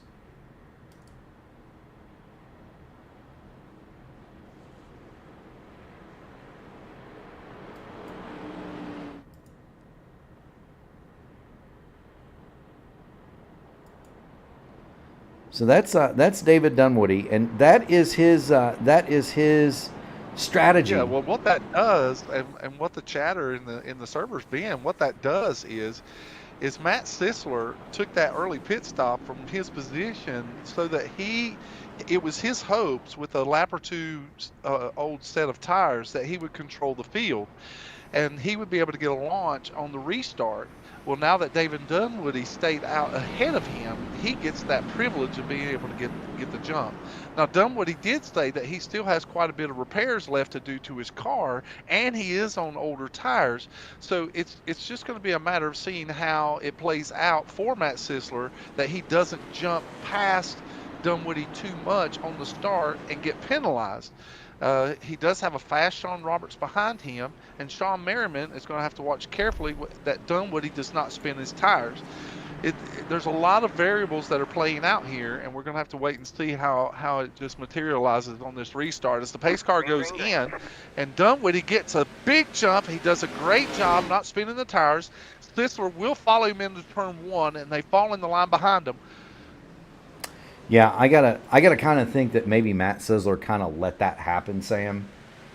Just for that reason, you know, he didn't want to incur the penalty, and he's already passed David Dunwoody, and Dunwoody now is going to have a rearview mirror full of Sean Roberts. He's got Greg Evans, and the conga line is going to begin to form behind that 28, Sam, as they head toward the inner loop. And it looks like, is that Jacob Wilson who's really pressuring Ryan O'Donoghue here? He is, and you've got Troy Carricker and Sean Merriman side by side. There's Carricker. He is going to claim that 7th spot. He'll set sail off after Jacob Wilson, and this could have been a boon. Kendall Paul is going to get through. Dunwoody sideways in front of Evans, and that puts Ryan O'Donoghue on a key spot on the inside of both of these cars Sam. as they come in. Oh, these what boys, a pass. These boys are fixing to try to go 3 wide through here, and that's not going to work. I do want to reply to my buddy Matty Wags. Yes, hot water and soap, brother. This isn't, you know, we aren't cavemen over here. But look at how loose Dunwoody is. And you can tell that car is pretty damaged. Said that he had a considerable amount of damage, optional damage to be repaired on the car. Yes, indeed. And there's Dunwoody. Now we've got a little opening here between O'Donoghue and Sean Roberts, and we really can't see how fast, if Ryan O'Donoghue was just riding out the second stage, or if he's going to actually. No, he misses the S's here, and Greg Evans gets on the inside as they go into the bus stop. Yeah, here we go. Greg Evans is going to have that inside line. O'Donoghue's going to let him have it. O'Donoghue's smart enough not to try to fight the deuce into. Again, it looks so inviting to make that move down there, Sam, but it gets really narrow, and we saw Kendall Paul take a wild ride trying to make that same pass. O'Donoghue, discretion the better part of valor. He knows he's got a fast car. He will fall back in line of Greg Evans. We've got Troy Carricker, who is moving in. Carricker has finally now got back to Jacob Wilson, and this is interesting. These two have traded... They've gone back and forth. Yeah, they've traded lap after laps. One, you know, Jacob's quicker one lap, Troy's quicker the next. They've got Kendall Paul coming behind them, and you know, here's Kendall Paul looking on the inside of Carricker. Here we go. He'll back out of that move. I did want to echo your sentiment. Everybody here has been extremely respectful as we go through this final stage, and we're going to change it because it is definitely time to get in the laps to go, Sam. You know, we've got 36 laps to go. We think, according to David Dunwoody at least, that everybody is 10 laps short on fuel, so we're going to see a pit stop. Are we going to see gassers and goers? Or are we going to see everybody take 4 tires? What are your thoughts on that? Oh, well, I mean, tires are king at this particular racetrack. However, the tire wear, it could be to the point where you might want to take that gamble if you run the fuel stop out.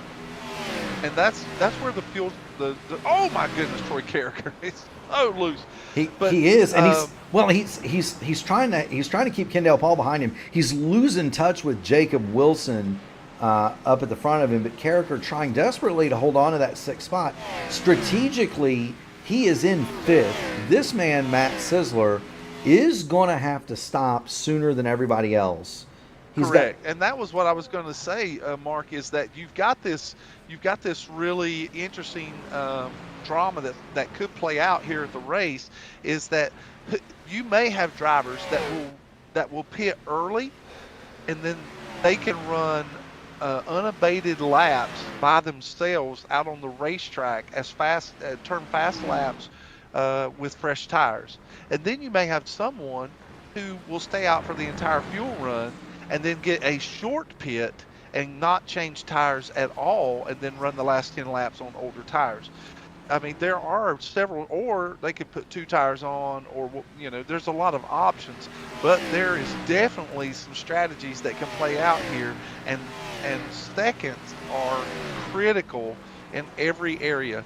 It'll be important to hit your marks on entry into pit road. It'll be important to hit your marks in your pit stall, and how fast you can get out and get into the S's. Fresh tires, again, if you pit early and you get fresh tires, you can turn hot lap after hot lap after hot lap and make up a lot of time. But if there's a guy that decides to stay out late in the run and only take a 8 or 9 second pit stop, can you make up that extra 5 seconds? I'll tell you what, there are a couple of guys that are turning hot lap after hot lap right now. That's Ryan O'Donohue is pulled right up on the rear deck lid of Greg Evans, and Sean Roberts has about the same view on Matt Sisler, even more. We're going to have a battle for the lead here down in the inner loop. Oh, he gets all 4 tires almost off of the curbing there on entry. Matt Sisler does. Well, Sisler's tires are a little bit more worn than Sean Roberts. That's a way that Roberts has been fast all night. There's no question he's been fast all night. Yeah, there is. Well, you know, there's a picture, and it's I believe it's in the 1990 Winston Cup yearbook. You can go look this up, Sam. It's a picture of Richard Petty, and he's going through one of the corners. It's either here or Sonoma, but the car is like the right sides are off the ground, and the car is 45 degrees from vertical. Yeah, that was at Sonoma. Yeah, the caption is "The King cuts down on tire wear." Maybe that's what Caesar was doing. Yeah, I've seen that picture. It's iconic. And there's actually a lot of drivers who have taken pictures of similar circumstances where their car is almost completely off the racetrack. All 4 tires at some point.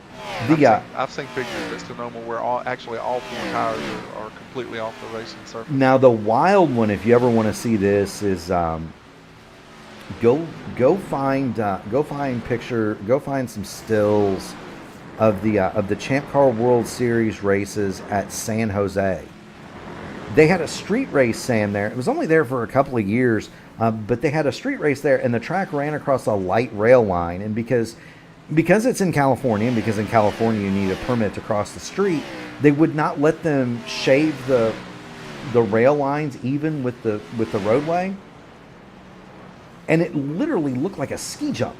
You had Indy cars flying through there and launching up, and the ground effects would just suck them right back down. It was the wildest thing you've ever seen in your life. Meanwhile, downforce at its best. Yeah, we're looking at Sean Roberts has pulled out to a second lead over Matt Sisler. Greg Evans is third, and Evans is now pulled up on the back of Sisler. That's probably the best battle on the track. The Carricker-Kendall-Paul situation has calmed down just a little bit. Matt Sisler, though, has held on a lot better than Sean Merriman did, for sure. Well, these front runners are still running in the 113s, so I mean we're not quite 10 laps into this particular stage. I'm just curious, if you do pit early and decide to take 4 tires, can you make up that 4 seconds? That's probably going to be the differential between just taking fuel on the last stop and finishing the race with just a fuel stop, or taking 4 tires early and just running as many hot laps as you can run.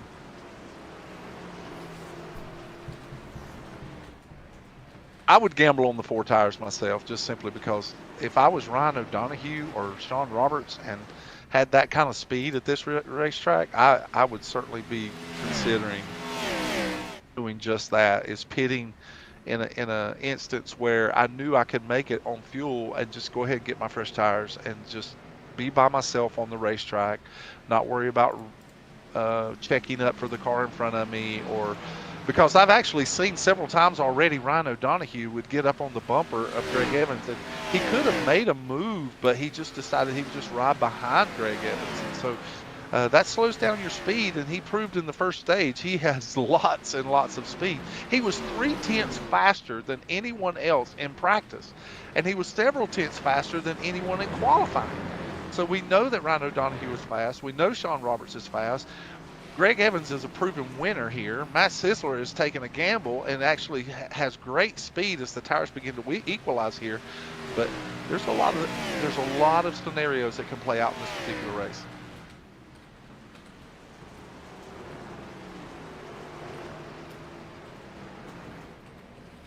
I'm loving the fact that no one is, I mean, outside of Ryan O'Donoghue's big gap that he pulled in the first stage, we've just not seen that kind of dominance in the remainder of the race thus far, as no one's just absolutely driving away. I've been in many races at this particular track and been involved with drivers that always head and shoulders above everyone else, and they'll just drive away. But we've got a 4-car battle going on up here, and it's going to be interesting to see how it plays out after the pit stops. And Jacob Wilson has decided that he wants to be a part of it as well, and he's trying to close in.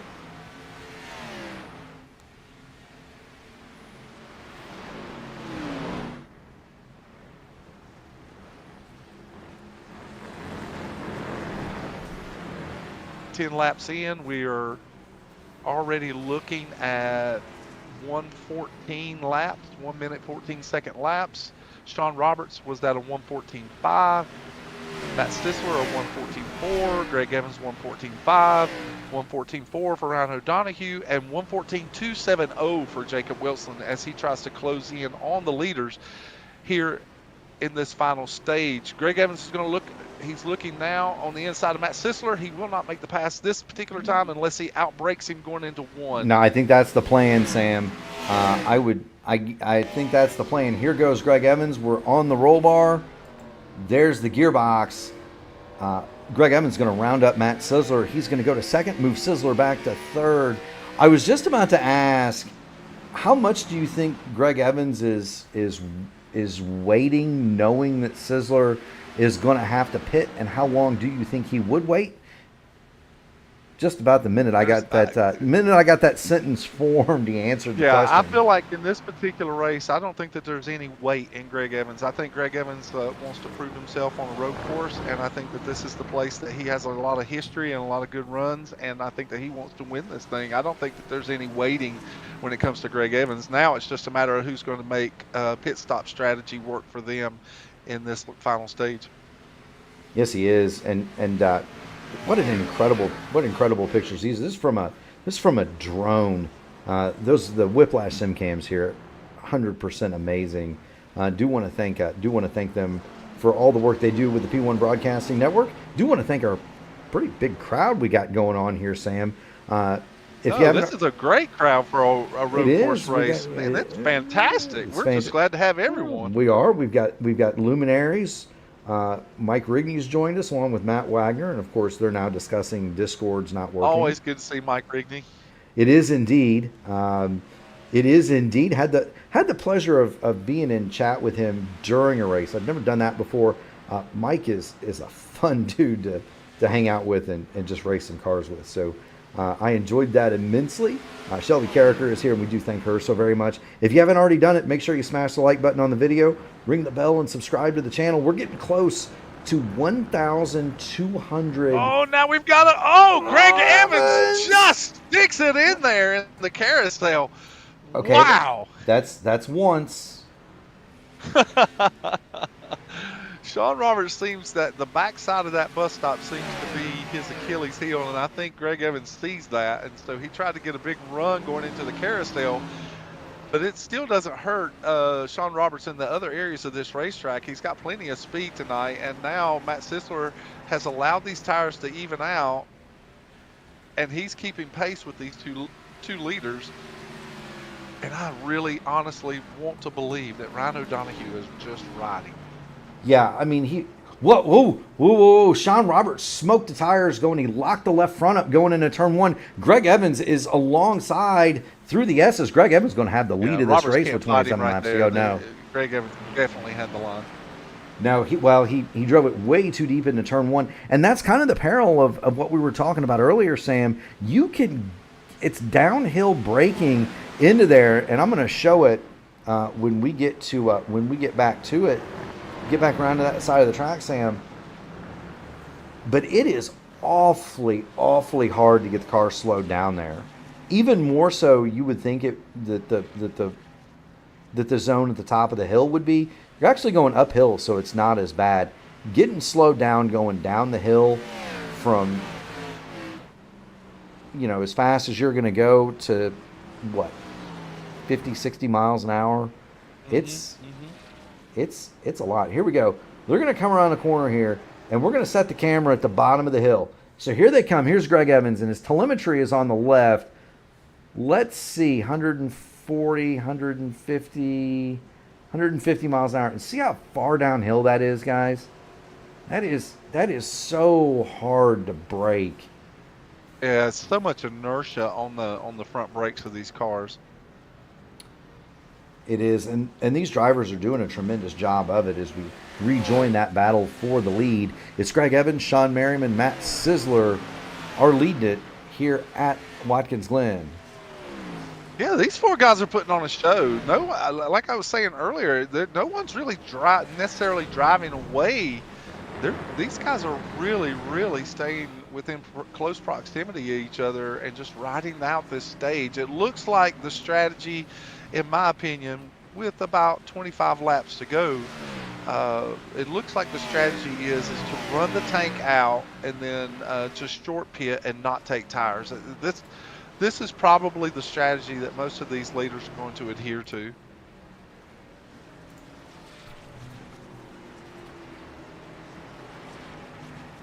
But who's going to have the most tire left running into the final part of this run? Who's going to have the most? Who's going to have the most speed? Well, it's such an interesting question and interesting conundrum, Sam. I don't know. And here's you don't ever quite know how this is gonna. You don't ever quite all right, know. Let's take it to the fans that are watching the broadcast. Let's let them put something in the chat. Let's see what they think. Let's see what kind of input that they have to which driver they believe will have the most left in the tank and in the tire. Well, it's already started. It's already started. Justin Osterman has hit pit lane. David Dunwoody has come to pit lane, and there's Dunwoody right on the track. He's on the track right in front of Dunwoody had to. He was on 20-lap old tires. Well, so here's the thing. In a race where it's guaranteed that there's not going to be a caution, and we know that cautions are off here, Sam. Mm-hmm. I would rather pit sooner than later. I agree. But and I said that earlier. If I had the speed that Rhino Donahue had, I'd already be in the pit. Well, but I think, and I would run hot laps. Yeah, but I think he's worried about tire wear. I mean, he burned the rear straight off that car in the first stage. Oh, now somebody spins in turn one. Is that Sean Roberts? No, I think he just smoked him. Roberts locked the brakes up. He got inside of Greg Evans. That spun. It might have been a lap car? It might have been David Dunwoody. It was David Dunwoody. So it was Dunwoody. Here, we'll get it back out. We'll get it back on the replay. And that's the second lap car that has just while Evans has been leading that he's had to navigate around. And Evan gets another run in the carousel, and he's going to make contact with Roberts this time. They wreck in the carousel. It holds up all the front runners, and that's going to allow Matt Sisler to take the lead. All four cars continue in the same direction. I can't believe they got through that. Well, let's see it here. Here goes Evans down to the bottom in the carousel, and two cars go for the same real estate. Roberts slides it. Evans slides it. Sisler goes wide. O'Donoghue somehow threads the needle. You're right. Greg Evans is really loose now coming off the final corner, and he loses the back of the car. Yeah, he's made the rear tires angry. Greg Evans needs to pit that car now. He did make contact with the inside wall, but I don't know that it was any. It should just be cosmetic. I don't know that any damage he incurred there. He's got that same. Unless it's just incidental. Yeah, he's got that same. Sam, he's got that same damage that kind of Dylan Godinez had. He's got the wrinkle in the. Right. He's got the wrinkle in the right front, but it's not. It doesn't look too bad. Meanwhile, out of all of this, Matt Sisler has the lead. Ryan O'Donohue is second. Sean Roberts is third. Now remember, Sisler is on 5-lap, theoretically older tires, although only 2 of those laps were green, and they were not run in anger by any stretch. He was going well under race pace for those tires. If there was ever a term that would fit for those particular tires, it would be scuff tires. So I don't know that he actually put much of a heat cycle into them running those laps that he ran. Because he's proved actually, as the tires have equalized out, that he's got plenty of speed. Yes, he has. And Sisler has been plenty capable. Now we got Greg Evans. He'll be the first taker. Greg Evans is going to come onto the pit lane and get repairs and fresh rubber. And this might be the move of the race, actually. Well, he almost was, if he takes tires. Oh, he's got to take tires, and he's gonna need to get some of that car repaired. Let's jump in the pit lane and see what we can see. He's taking left sides right now. Rights are going to go up, and the right side of the car's up. So now we know that Evans has 4 fresh tires. He did not take repair, so the wrinkles remain on the deuce. Sponsored by SimLab and SimMagic. Freightliner on the side of that machine. Here he goes. So the wrinkles in the hood and the right front are there. He did not fix the damage, but he's got 4 fresh Goodyears, and let's see if he can make use of them. Meanwhile, will that compel any of these other front 3 cars to pit as well for fresh tires, or will they run this tank out and short pit at the very end? Because that's a 14-second stop. I think it comes down to pace. Sisler. Oh no, Matt Sisler. He's going to be the next taker. Well, he was going to be the first one anyway, right? Agreed. He was going to be the first one. He only has 24 laps on that set of tires. 23 laps, yes. So that's going to hand the lead to Ryan O'Donohue. We do want to watch the deuce and just see what kind of lap he puts up here. He was a minute 20. Somebody has to gamble here. I think one of these 4 cars is going to have to gamble. I think somebody's going to have to tell themselves, I'm going to run this tank out. I want to get a 6 or 7 second pit stop on old tires, and then just see if I can't make up that they can't make up that kind of distance on me in the closing laps. It's going to be close if someone decides to do that. It is. Greg Evans is now on his first flyer, so the in and out laps are complete for Greg Evans. A minute 42.64 was the out lap. He is about 2 seconds behind Matt Sisler. Although he's coming pretty hard. Is Sisler back on the track? Sisler is back on the track, and he's right in front of it. Sisler is right in front of him. So his pit stop was faster than Evans as well. Yep.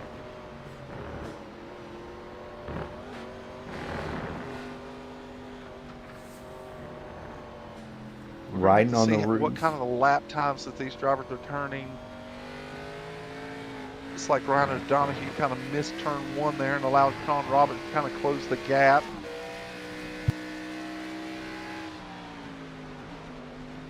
He turned to 1:14.9 this time by, but Sean Roberts turned to 1:15.1. But as they got into 1, it looked like Ryan O'Donohue kind of drove it in a little deep into 1, and that was allowed Roberts to kind of close that space in between the 2 drivers. And now they're going through the bus stop, and again Roberts is digging it in there very deep. Although I did see where Ryan O'Donohue was driving into the bus stop probably deeper than I've seen anyone else race it earlier in the event. But Sean Roberts is actually closing this up, and it looks like we may have a race for the lead. So the damage to, and O'Donohue gets off the racetrack. But the damage that was incurred, or the bump that he got there in the carousel with Evans, must not have been anything that would be detrimental to the speed of the car, because now we're seeing that he actually is going to run a faster lap this time than Ryan O'Donohue. I have an answer to the question. Greg Evans last time through 1 minute 13.990 seconds. Ryan O'Donohue, minute 14.934 seconds. Greg Evans is a second quicker. The problem is that he is about a second and a half behind Matt Sisler, and now the eyes are on these 2. It's Ryan O'Donohue and Sean Roberts. They are P1 and P2 here as they Yeah, run. the longer those two cars stay out front, the more in jeopardy they're going to be. Especially if those two cars, the Sizzler, the 35, and the 2, are turning lap times that are a second quicker. Right, and so the longer they stay out, losing a second a lap, it negates whatever advantage they get with that shorter pit stop, does it not? Correct. Yeah. With those lap times, that the disparity between those two lap times, a full second, yeah, it's going to be. And now we see Ryan O'Donoghue. He'll make the turn and down pit lane, and that leaves Sean Roberts all alone out here on the racetrack as our leader. All right, so there's Sean Roberts. He is your leader. Troy Carricker is now second. There's Troy. He's about 4.5 seconds back of Sean Roberts. He's second. Dylan Godinez is third. There's the 08. And so you Jacob see Wilson joins O'Donoghue on the pit lane. Yeah. Oh, Ryan O'Donoghue does not take tires. He does not take any tires on this pit stop. That is absolutely right, Sam. Ryan O'Donoghue, 6.4 seconds. Jacob Wilson, 6.7. So that's going to stake them to about a 7.5 second lead over Sizzler and Evans. Remember, Sizzler and Evans are about about a second a lap quicker. Oh, and there's 17 laps left in this event, and so it's going to be interesting. If those two. Well, there's Sizzler. He's already going around Wilson. Tires. Well, there's Sizzler. He's already going around Wilson. Will those tires equal out? Will they equal out enough that they may not be able to close the gap? Well, I don't know. If they keep driving through the grass, they. And how much tire has Ryan O'Donoghue been saving? That's very true, Sam. I do want to point out that if Greg Evans Evans is going to blow by Sizzler. Sizzler got a terrible exit. He had to check up at the top of the hill there, at the end of the S's. Sizzler drops the position. Some strategy play out, but this is going to be interesting how this is going to work. It does. Ryan O'Donoghue, fuel only. Sean Roberts, Troy Carricker, Dylan Godinez remain on the track. Here's Ryan O'Donoghue, gas only. He is 4 seconds clear of Greg Evans with 17 laps to go. Now remember, there aren't going to be any cautions. Matter of fact, in the camera shots, you can visibly see Evans, Wilson, and Sizzler in that battle rage behind them. There they are. Right, so the deuce is coming. It'll be interesting to see, and not just that. Catching him's one thing, Sam. Passing him is going to be a completely different story, and we know how hungry Ryan O'Donoghue is for that win. Well, I really love the fact that he's taking the gamble here, and who knows what's going on in the mind of these racers sometimes, and what they're trying to do and what they're trying to accomplish. I myself have felt like Ryan his pace had slowed down so much in these final two stages. And I just did not know why, and it could be that he was saving tire. I don't know. Maybe he cooked the tires a little bit. I don't know. Again, we don't know what's going on in their strategy. But another second I that do time, like the fact Sam. that he's willing to take the gamble. He's willing to take the chance to see if it works in his favor. Well, and he's got a friend up here. He's got David Dunwoody, who is a lap down in front of him. Anything that he can put between Dunwoody has already spun in front of the leaders one time tonight. Well, that's right. Greg Evans is going to be having flashbacks. But the other part of that, is anything that O'Donoghue can put between himself and Greg Evans is an advantage for him. Dunwoody swings wide here in the carousel, gives O'Donoghue plenty of room here coming off the carousel. David Dunwoody's he's a class driver. I think that he'll extend the same courtesy to Greg Evans, but it just depends on where Evans catches him on the racing surface. Yeah, I mean, I was a part of a league that had a rule, and I don't race in that league anymore because of broadcasting commitment. I was in a league where you had if you were a lap down, you had to give way to a lead lap car. Yes, sir. And yes, it sir. was The blue flag had meaning. Yeah. oh my goodness, and it was bad. I mean, you'd people literally would pull over and park. And there's Dunwoody. He's going to basically do that for Greg Evans going into turn one. And so no time lost, no harm, no foul. But the pace differential was only 0.4 that last time through. So the tires are starting to equalize a little bit for Evans versus O'Donoghue. I feel like Sean Roberts still has to pit. And all those cars in front have to pit. Meanwhile, Matt Sisler is going to take the dive down the inside of Wilson. No, he's not. He thought better of it, Sam. I thought he was going to make that lunge. Really getting through that chicane on a loose condition, but he's able to save the car. Well, I think Dunwoody's trying to drive the sports car line through there, and you cannot do that in these stock cars where in a GTP or an open wheel car for that matter, you can really attack those curbs in the in the inner loop because the ground effects will just set the car right back down. It'll just suck right back onto the track. Yeah, but like I said, with the suspension travel on this car, you have to center that curbing so that you don't disturb the suspension too much. You have to really center it and drive off of it in the middle. So you're exactly right. It's a different line as far as how the car can be driven through there. It's much, much different. The braking zones are also a lot shorter. I think Greg Evans that time was 0.8 faster than Ryan O'Donoghue. Yeah, he's gonna get there, and you can see the man. He's catching him. That's the target right there for Greg Evans. The one thing that I wanted to kind of mention, Sam,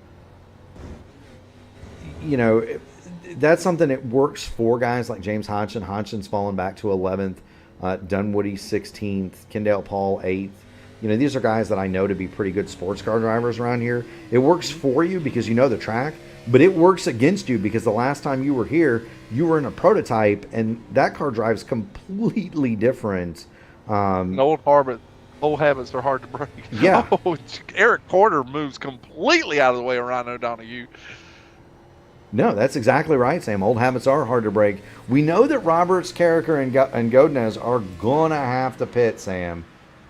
Here's Sean Roberts, and we'll show him. Give the man his due. He's got a 4-second lead going through the inner loop one more time over Troy Carricker, who just arrives there. It is another 11 seconds back to Dylan Godinez, who runs in third. And then you've got Ryan O'Donoghue, who at long last has been caught by the deuce. Greg Evans has it under a second now. Well, that was the whole. I just believe thoroughly that was the whole point in Greg Evans going in and getting fresh rubber was so that he could take advantage of 20 laps to go, 20 plus laps to go, and utilize those tires for everything that he could utilize. And that was you and I discussed that would probably be our call as well, to pit earlier and get fresh tires and just make up ground based on lap times alone. Yeah, and here's Greg Evans. He's already looking now on Ryan O'Donoghue. This would be the drive. Essentially, this is a pass for the lead. Well, it is. It is, and there goes Greg Evans, and he is going to get through Ryan O'Donoghue without too much of a fight. I was just about to say, no fight whatsoever either. Yeah. Well, I was going to say, if Ryan O'Donoghue could hold on to that lead and fend off Greg Evans on fresh tires, Dylan Godinez has come into the pit lane, and so these two have moved into third and fourth.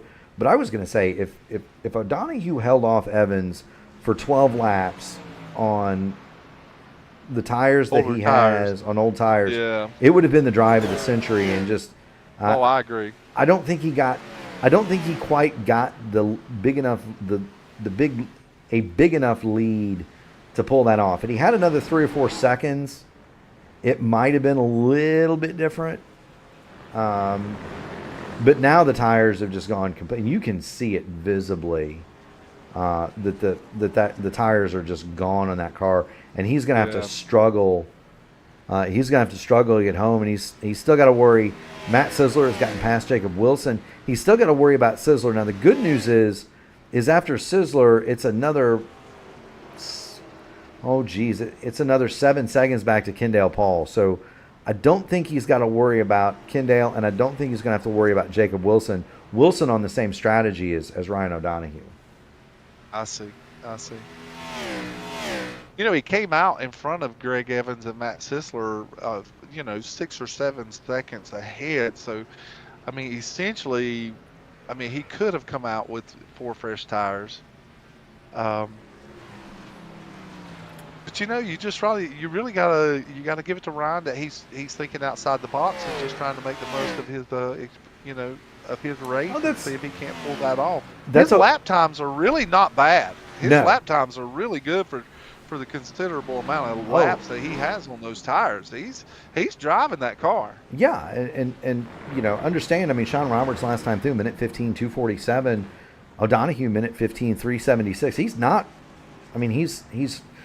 He's only a tenth off of Roberts, who has fresher tires than O'Donoghue does. But this man right here is riding a rocket. 1:14.903 the last time through for Greg Evans. He is reeling in Sean Roberts, who is gonna have to make a stop.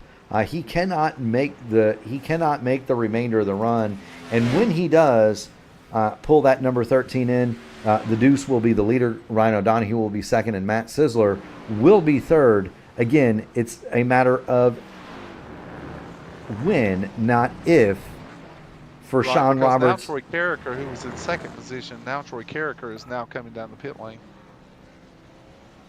Or no, actually he's on the racing surface still. I'm sorry, he just lost several positions. That's why I thought he was pitting.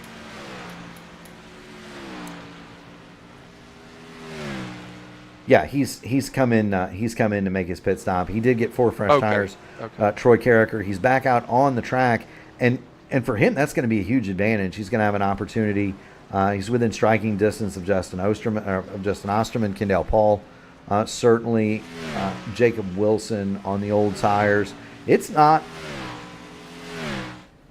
out of the realms of possibility that Troy Carricker could drive that car back up into the top 5, knowing that Sean Roberts has to pit, and Roberts has the car of David Dunwoody in front of him. Dunwoody looks like he's rumpled that car up a little bit more, Sam. It wasn't driving to his liking, so he adjusted it on the wall for the 15th time today. Dunwoody's still circulating. He is the last car running, 16th on the day, and this car, we have to show it, Sam.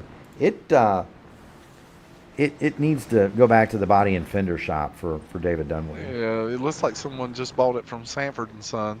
I'm going to tell you this. That thing looked pretty good if it was in a demolition derby as he goes off and he hits hard again. So Dunwoody, he never got it upside down, but I think that might have finished him off. So there's Dunwoody. He's back on the pit lane. Towed, and he will. And we're really going to have to watch and see if O'Donoghue is going to be able to hold on to the 3rd position, because Matt Sisler is really closing the gap on him now. Well, it's the fight effectively for second, right? We don't think there's any way that Sean Roberts can make this thing another 8 laps, do we? No. If he would, that would be the call of the race. That would be the driver of the race. We were hearing guys talk about 10 laps short. Even with yellow, I think the longest we've seen is 35 or 36. So, yes, sir.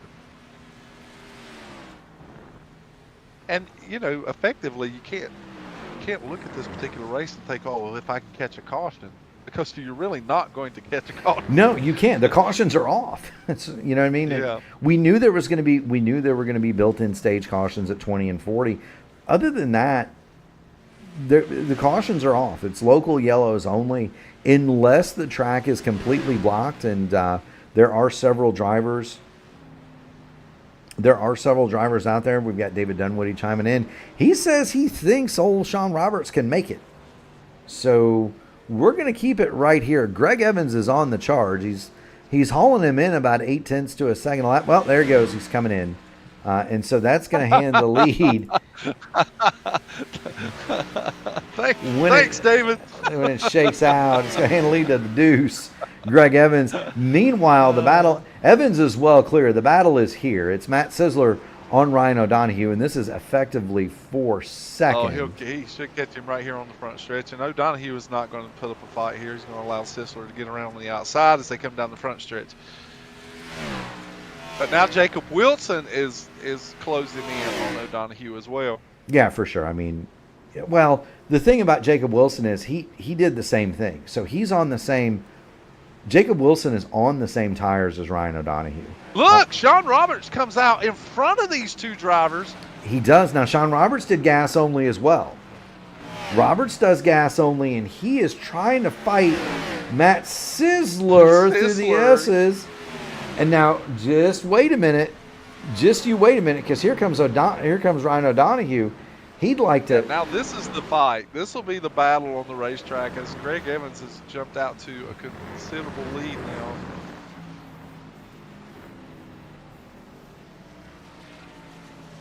He has, and we're going to want to watch. We're going to want to watch the battle between Roberts, O'Donoghue, and Wilson. Evans and Sisler changed tires. Roberts, O'Donoghue, and Wilson did not. Kendall Paul is not reeling in Jacob Wilson, and Kendall Paul does have fresh tires, and so we'll keep that right here. I'll tell you what is a battle is this: Troy Carricker will do battle with guess who? Mr. Excitement. It's Mr. Excitement, and he's got Kendall Paul right in front of him. So Troy Carricker, it's not out of the realms of possibility he could finish this race in 6th, which would be a really good result for him. He's run pretty good. He just hasn't had the chance to show it. But there he goes down to the inside of the 53 and position taken by the number 94. Carricker just pretty much just kind of really drove it in there deep to get around Osterman, and Osterman cooks the right front as he gets on the brakes hard into 1. You know, I think I just heard the sound of a receipt being cashed, Sam. Can you cash receipts now? Cash. There was something that was just cashed right there.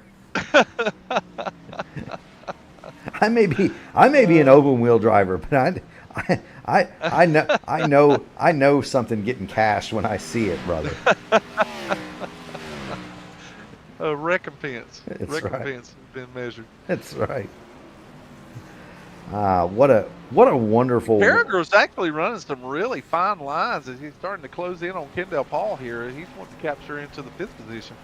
Well, it'd be for 6. So Evans, Sisler, 6th. Roberts, O'Donoghue are the top 4. They are all equidistant, about 1.5 seconds away from each other. Jacob Wilson is a couple of seconds behind O'Donoghue. Kendall Paul is 8 seconds behind Jacob Wilson. This is the battle for 6th. That is the closest one on the racetrack. Nobody else is within 1 second of one another. Evans, by far the fastest car on the track. Sisler faster than Roberts, who's faster than O'Donoghue. I was going to say, you can do the math. Well, Sisler's he was 0.6 faster than Evans on that last lap by. 0.6. That's impressive. Now, if he does it a couple of laps in a row, Sam. Yeah, we'll see. Of course, Evans has had to navigate around a little bit of lap traffic. David Dunwoody has taken the car behind the hauler. He's decided that the damage is too extensive. He's taking the car behind the hauler, Sam. Look, he's taking it behind the hauler. It looks like he needs to take it out in the infield and bury it. You know, they used to do that in North Carolina. They bury the race cars. 0.6 faster for Matt Sisler this time by. Yeah, Matt Sisler is hauling Greg Evans back in. You knew that, right? That they used to bury the race cars or roll them into lakes and ravines and stuff when they're done with them. Oh, really? All kinds of stories about that. Well, and then there's the story in the book Stroker Ace about how they whenever he won his championship, they in Atlanta they buried the car in the infield and built a monument out of Georgia marble and put it on top of the car. Oh, I had no idea. Yeah, it's a great book. Stand on It. Written by A.J. Foyt's biographer of all people.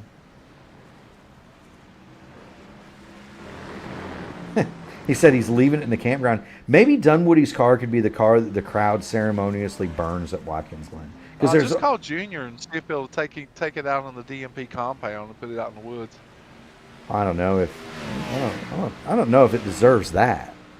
I mean, listen, some of the most prolific crashed cars in NASCAR history are out in those woods. Not just NASCAR history. There's Indy cars out there. There's sprint cars out there. I want you to know, Matt Sisler is on the bumper of Greg Evans. I just cut back to it. Yeah. It is amazing that the ground that he has caught the deuce. Now, I can assure you these drivers are going to race this thing out. Whoa, Dylan Godinez! He catches Dylan Godinez. This is going to be a battle now. This is going to be a battle now. Greg Evans covers the inside, so Sisler can't get there, but that's going to give Evans is on. He's on the radio. He's living with lap cars tonight, so he's really trying to race this car as hard as he can, and Sisler is not going to let him go away quietly. No, and Matt Sisler was drifting that number 35 3 birdies machine around the carousel, coming down to turn number. Oh my goodness! Coming down to turn 10. Matt Sisler is right on the rear bumper. Do not want to lose sight of the fact that Troy Carricker is all over the back of Kendall Paul, and Justin Osterman has put himself back into that fight as well. And so 6th, 7th, and 8th remain undecided. We do not want to cut away from the battle for the lead. We are less than 6 miles to go here now, Sam, and this is about fixing to get pretty good, I think. Oh, it's really good. We've actually seen now these. With the finish that we had last week at Indianapolis with Kendall Paul and Greg Evans, and now we've got Greg Evans and Matt Sisler. These drivers are not, they're not ones to just set aside and just allow the deuce to win races. They're going to push him to these victories, and that's what Matt Sisler is doing here. Oh, and Evans is off the race course. Sisler's off the race course. All 4 tires into the grass. Now Sisler really has to check up to keep from hitting him. This is starting to look like Brad Keselowski and Marcus Ambrose, where you had those two guys running through the grass, running through each other. Cut the course? Well, they both did. I don't know how. They both did. They were both 4 wheels off. Yeah, but usually it'll give you the sim will give you a cutting the course penalty to slow down and give that time back. It didn't, and it didn't for either of them. We race on. Off the racetrack. That's crazy. Yeah, we race on. Sisler did lose a lot of time in that exchange, though. He's back to half a second behind Greg Evans. Well, although he gets on the brakes to keep him running into the back of the two, and now the gap is just really too much to overcome. Well, it was 0.8, and now it's down. He's halved it in the first section. In the first sector. Here comes Matt Sisler. Let's see what he can do into the inner loop. He's going to have one shot, and that's going to be down the chute into turn number 10. So here's going into the carousel. Here he is, Sisler with a great carousel. Big run. They're door to door, but Evans will race him off the corner, and they're going to be side by side as they come off the corner. They're banging doors here as we go into the final 2 turns. Evans actually has the best position. They're even Stevens. Evans on the inside, Sisler on the outside. Oh, Sisler drives it in deep, and it's too much as he goes out into the runoff. Wait a minute. Here comes the switchback, Sam. Sisler's going to get to the right rear of Evans. Evans is going to hold him off for the victory. Both cars power slide around turn number 11. It's going to be Greg Evans over Matt Sisler. My goodness.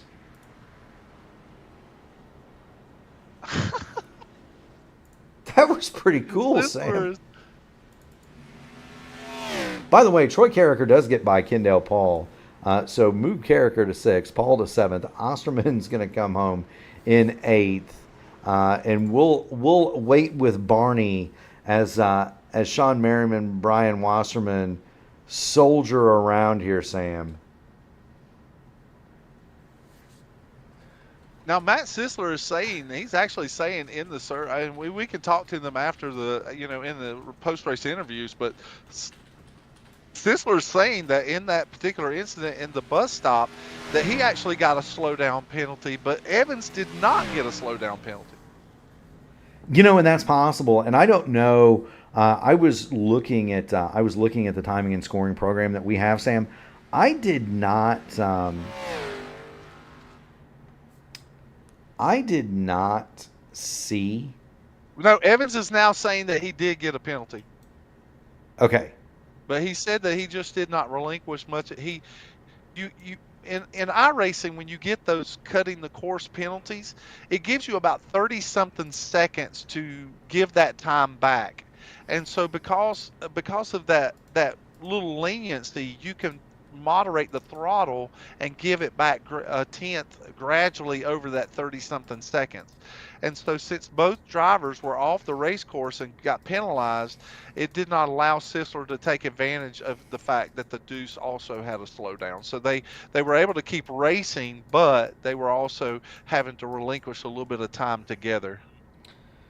Indeed, and that's a huge part of iRacing when you get those slowdowns, is knowing how to manage them. Greg Evans manages it best. He holds off Matt Sisler in what can only be described as a scintillating finish here in the Track Racer 200 at the Glen. David Dunwoody is absolutely right. Hit the like button. Ring the bell to subscribe if you want to see more of that. Matt Sisler comes home second. Sean Roberts with the fuel gamble. He'll be third. Ryan O'Donohue is going to come home fourth. Jacob Wilson rounds out your top five. Troy Carricker, great run to sixth. Kendall Paul fades to seventh. Justin Osterman, Mr. Excitement, keeps the fenders on it, Sam. That's 2 or 3 weeks in a row he's done that. He'll bring it home eighth. James Hodgson is ninth. Sean Merriman will round out the top 10. In 11th, Brian Wasserman. John Hutchins is 12th. Dylan Godinez, 13th. Matt Metler, 14th. Eric Corder rounds out the top 15. Out of the race, David Dunwoody, Lee Campbell, Joshua Siegfried, Donald Green. Brian Sharp does not avoid the trees. He will be credited with 20th. 21st, Barry Seaman. 22nd, Mason Muller. Randy Dunlap did not take the green flag, classified out of the race. Whew. Sam, let's hope we don't have to do that again. That does so very much remind me of the Keselowski-Ambrose race. That was wild.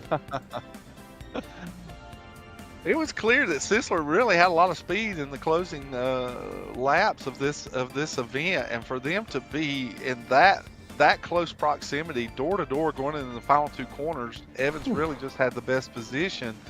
But Sisler was not. I'm surprised he didn't try a crossover. Well, I think he might have. Next to last corner, he was working the outside of Evans, that he just didn't slow it down enough to do a crossover and get a little bit more run off. But he certainly gave it a Hail Mary there in the final laps.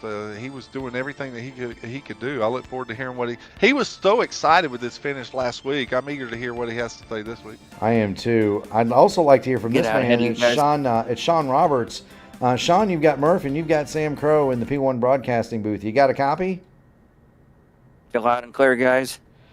So before we ask Greg and Matt about their door banging, power sliding, off-road excursions there for the final laps, we got to ask you about gas, man. You were one of three that took fuel only. You came out the best off of that strategy. What was driving around there on those old tires like for the last half of the race? That was painful to drive. I was kind of hoping to do the fuel to try to do the overcut against the guys taking tires. That was my intention once I saw that they took tires, and that might have been the wrong call. It seems like the tires were the right way to go. Should have stopped earlier and taken tires and maybe given Greg and Matt a run for their money on that end. Yeah, Sean, great finish tonight. It's really nice to see you finish in a podium position. But you were clearly you and Ryan and Greg and Matt. Though you finished in the top four, you all show great speed. Just kind of give us a rundown. In the first stage, you saw where O'Donoghue just kind of pulled away to a 4-second lead, and then you have to get into this strategy frame of mind in the second stage where you're just kind of riding things out. But you showed a lot of muscle. But I am a little curious about what your thought processes were there in the segment of the race where Evans got underneath you in the carousel, and there was a little bit of shenanigans going on there. Oh, he just got a run on me, and I was down taking the line before he got next to me, and he just clipped my corner. He apologized about it, and so we were fine. Just that was that period of time was pretty intense with all four of us just kind of battling each other for position. Yes, sir. Yes, sir. Do you think that you could have done it? I know you said that the tires seemed to be. We were actually kind of giving some information in the broadcast where we thought that there would be drivers that would take an early pit stop and get tires, and then there would be drivers like you who would just kind of run the tank out and get a short fuel pit. Do you think that maybe in hindsight that you would go back and do it differently? Yeah, hindsight, I would probably not go as long as probably go a little longer than what Matt and Greg did and Ryan, but I would have probably taken the tires and just try to run them down. Yeah, I thought I was gonna take less time in the pit lane when I was taking fuel. I took more. It was more time than I thought it was. What was your final pit stop? How many seconds? Total time including transit was 35 seconds. Right. So I was only 8 seconds faster than. Yeah, it was a 7-second net. Right. Yeah. Actually, I can answer the tires. Of muscle tonight. I can actually answer that. A lot of muscle. I can actually answer that pretty exactly, Sean. Your total time on pit lane was 34.1 seconds. 6.4 of that was in the box. Matt Sisler, 42.7 seconds on pit lane, 14.2 in the box. Greg Evans, 42.3 seconds on pit lane, 14.6 in the box. So your net was actually 8.6 seconds.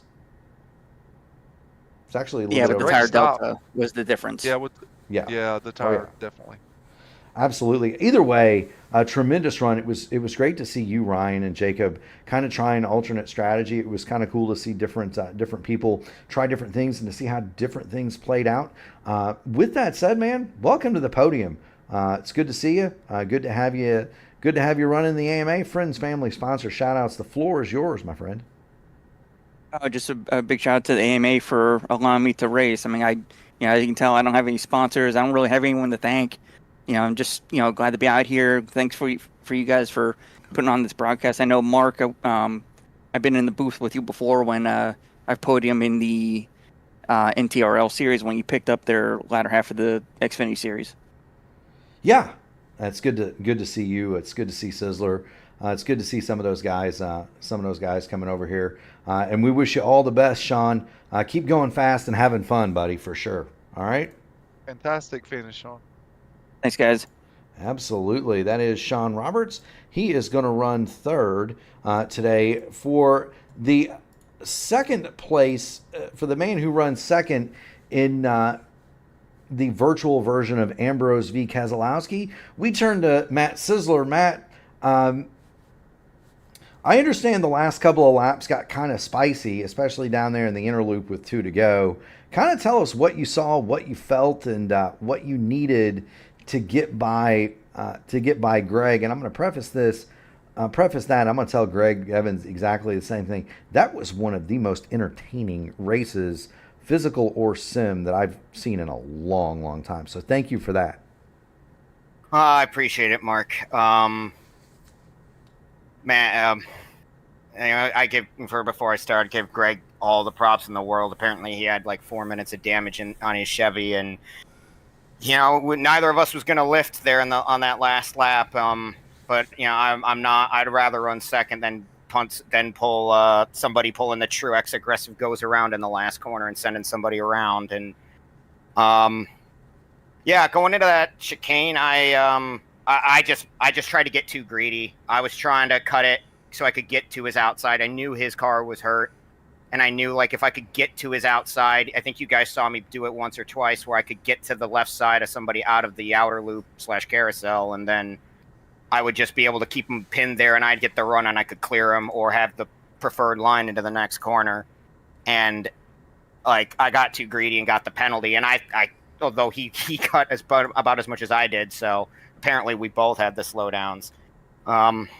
What I probably needed to do, maybe I needed to pit a lap sooner and be a little further ahead, because that 51 car, man, that 51 car held me up something fierce, because I got around him in the bus stop.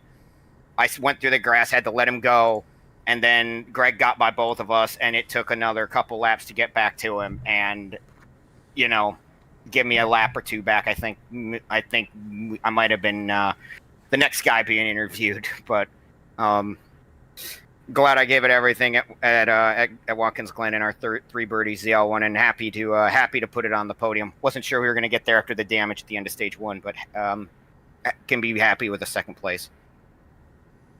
Well, there's no question that you're working closer and closer every single week to get that elusive first AMA win, Matt. It's just a fantastic drive tonight. Just closing in on the deuce there in the final stages of the race and putting on such a show. I was a little curious though, as when you got door to door coming into the final couple of turns. I just considering that the two had the position going in the second to the last corner, is that you wouldn't try a crossover in that particular instance, or did you feel like that'd be too risky with the short chute going into the final corner? It honestly didn't really get on. I honestly didn't think about it in the moment. You probably have the better idea there, Sam. It probably would have been better to do the crossover, so I could have been on the outside and trap and kind of pin him to the curb in turn 8 or turn 11 or whatever the heck it's called. Mike Joy once replied to me and said it's 11, so I go with 11. Because honestly, you caught him so quickly in the carousel, and he was really, he was really driving to protect that position into 10.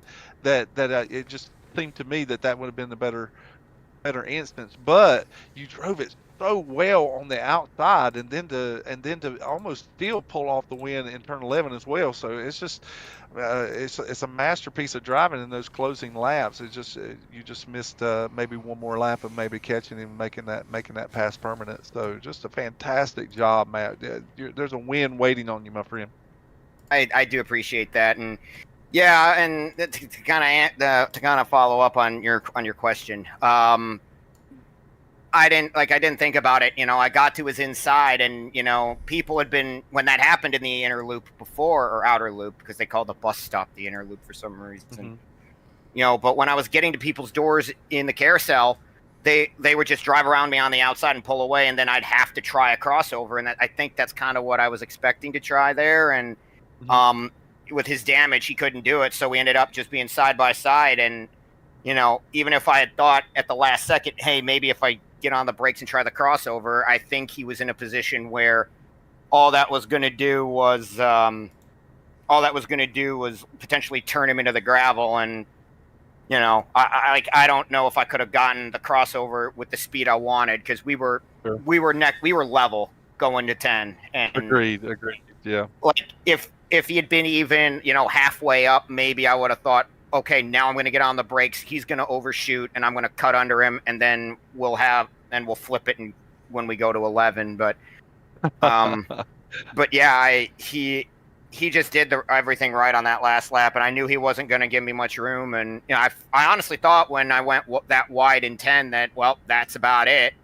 And then again, apparently his car that hurt that I was able to get back to his door in 11. Exactly. But I was surprised. Like, maybe if I'd expected to get back to his door, I could have planned out to get on the throttle a little bit quicker there. I didn't expect it. I was really trying to spook him into maybe over revving on exit, and then I could get the run at him. And then all of a sudden, I'm halfway up his car. So, just didn't quite and then literally pulled the Keselowski with a little bit of tail stepping out there on the last corner. There you go, Mark. I mean, I literally referred to it as Ambrose and Keselowski. He leaned on me. It was really also Allmendinger and it was Allmendinger and I mean, Ambrose too, from the whatever way he leaned on me into 10. So whatever it was, it was entertaining. It was highly entertaining. And Matt, you know, what's even better is, you know, you and Greg were able to race like that, and you know, so many times you see a virtual race, and you know, the guys lean on each other, and they wound up leaning on the fence, and you two leaned on each other and put on one whale of a show. So thank you so much for joining us in the booth. As always, friends, family, sponsor, shout outs. The floor is yours, my man. I appreciate that. Obviously, Three Birdies Golf Company for the sponsorship. Couldn't quite get there for them tonight, but you know, like Sam said, we're getting really close to giving them a win in the AMA. It might come here, it might come in the trucks. You never know. So we'll give them a shout out. 3birdiesgolf.com if you want to go check them out. They've got awesome apparel over there and free shipping for all orders over 100. Second one. Zach Millett, that S4 guy on Twitch. He did the car you guys see on your screen right now. He does awesome work, and this was his home track. I was really, you know, if it was a lot of pressure to try to win, especially because if I'm not sure if you guys know, but if anybody knows Zach is a road course ace at these type, and especially here at the Glen. So I was trying to get the win for him, and we came up a little short, but it you know, it is what it is. Want to thank also Celsius, Peace, Love, and Paul's Rescue. Everybody at AMA, like Kendale and everybody, and last but not least, well, actually no, Black Magic Studios. Almost forgot the title sponsor. It's hard when you can't just. It's hard when you can't just say it's almost as fast as Xfinity Internet. You know, it's funny, Matt. You mentioned that because David and that group over there have been longtime backers of mine, and occasionally I'll forget, and if I'm in the broadcast and I'm on your side of it, and I'm doing the interview, and sometimes our good friend Gary Godso will cut away from my car, and I'm literally reading the sponsors off the side of the car. And so I'll chide him and say, put the car back up there so I can read them. Dadgum you. Yeah, that does help. I mean, I've literally butchered the web address for my main sponsor a couple times, and now it's literally just on a page behind my Discord, so I can read it off and be like, okay, don't mess it up this time. But also, you know, Track Bar Media, my school, Adrian College, the good folks at Redline, everybody all my teammates at M3S, and last but not least, Mark, Sam, everybody at P1, you guys do an awesome job with these broadcasts. I can't wait to go back and, you know, like Kurt Busch says, you know, he watches it 1,000 times. Maybe he'll get that. He'll get it. You know, maybe if I watch it that many times, I'll win. And everybody at AMA as well. All right, Matt. Well, thank you so much. Congratulations on being half of one of the most fun races I've seen in a long time. Keep going fast and having fun, buddy. We'll see you at the next one, okay? Sounds good. Sounds good, Mark and Sam. You all take care. Yes, sir. That is Matt Sisler. He's going to run second tonight. As for the winner, it is the Deuce. It is Greg Evans. We do have the man of the hour in the P1 broadcasting booth. I have to ask you the same thing I have to say the same thing to you that I said to Matt, Greg. That was one of the most entertaining couple of laps that I've seen virtually or in life since I've been following Red. That was a ton of fun to watch. It was a ton of fun to call. Talk to us about the last couple of laps from your perspective and what it took to come out on top with a driver the caliber of Matt Sisler. It was a heck of a battle. I have to apologize to the 13 whenever me and him got together there in the I don't know what even turn that is, but it kicked me into the wall, and I actually had quite a bit of wheel damage, but I didn't mean to get into him there. But yeah, just whenever that happened, I fell back to like third or fourth, and I figured, you know, might as well just go ahead and stop and get our tires, and just tried to hold on. When I came down the pit, got my tires on the last segment there, I had almost like 4 seconds worth of damage, so it was pretty bad. But just decided on the last run just to drive the wheels off of it, and that's what we did. And those last 2 laps are pretty interesting. If you didn't like that, I don't think you like racing. That's kind of my feeling, Sam. Greg, once again, I get for me, Greg, tonight. You've had some really, close races last week with Kendall Paul. It came down to the wire, down even into turn 4. And then, you've had some misfortune befall on you. I believe it was at Dover. And so do you feel like that this gets a little bit, leading up to tonight's victory, you actually had quite an experience with some lap cars as you were catching lap cars tonight that seemed to really get your attention in the server. But do you feel like you got the chip off your shoulder now? Yeah, in a way. I mean, you win when you win a couple of races, and then you don't win for a while. It gets frustrating, and I'm sure all the other guys are too. But man, I think 3 or 4 or 5 times tonight almost ran in the back of lap cars and or cars spinning in front of me, and it just that was the whole reason that me and the 13 got side by side and ended up getting together. It was just a lot of chaos tonight, but when I got the lead, I really didn't think Matt was coming, and then with about 10 laps to go, I realized he was catching us, and man, it was a battle. But man, like I said, looking back at those races, I'm sure I'll get to go back and watch it here in a little bit and hear you guys call it. Those are the ones that are fun to win. I mean, you don't mind finishing second like we did last week, the way it played out, but it's always nice to go back and see when you win it. I'll tell you what, it was fun as heck to call it and watch it too. It's I like watching races with Sam anyway, but one like that is a ton of fun, and congratulations on being on the top side of that. I've won those too. I've run second in those. And I know what you mean. It doesn't feel bad to run second, but it feels amazing to win one. Congratulations on that win. And because you are the winner, you get the mic. Friends, family, sponsors, shout-outs. The floor is yours, Greg. Yeah, definitely got to thank Sim Magic, Sim Shop, Sim Lab, Freightliner. Thank you guys again for broadcasting it. Like I said, it's always nice. Get it this evening or later this week, you have to go back and kind of watch the things and how everything played out. And thank AMA and Kendall Powell for putting all this on. He does a great job with the league, and I know it's a lonely position sometimes being the top of the admin and everything, but he does a good job with it and with the racing too. So we'll take the rest of the week and we'll see you guys at Iowa. That's a great finish, Greg. Great job. Appreciate it, sir. Absolutely. Thank you so much for joining us in the booth. Get out of here, go celebrate, and we will see you next week. See you guys. Have a good one. That is, you too, my friend. That is Greg Evans. He is the winner tonight. Sam, we can I guess we can exhale. Yeah, I mean it's really. I love this racetrack anyway.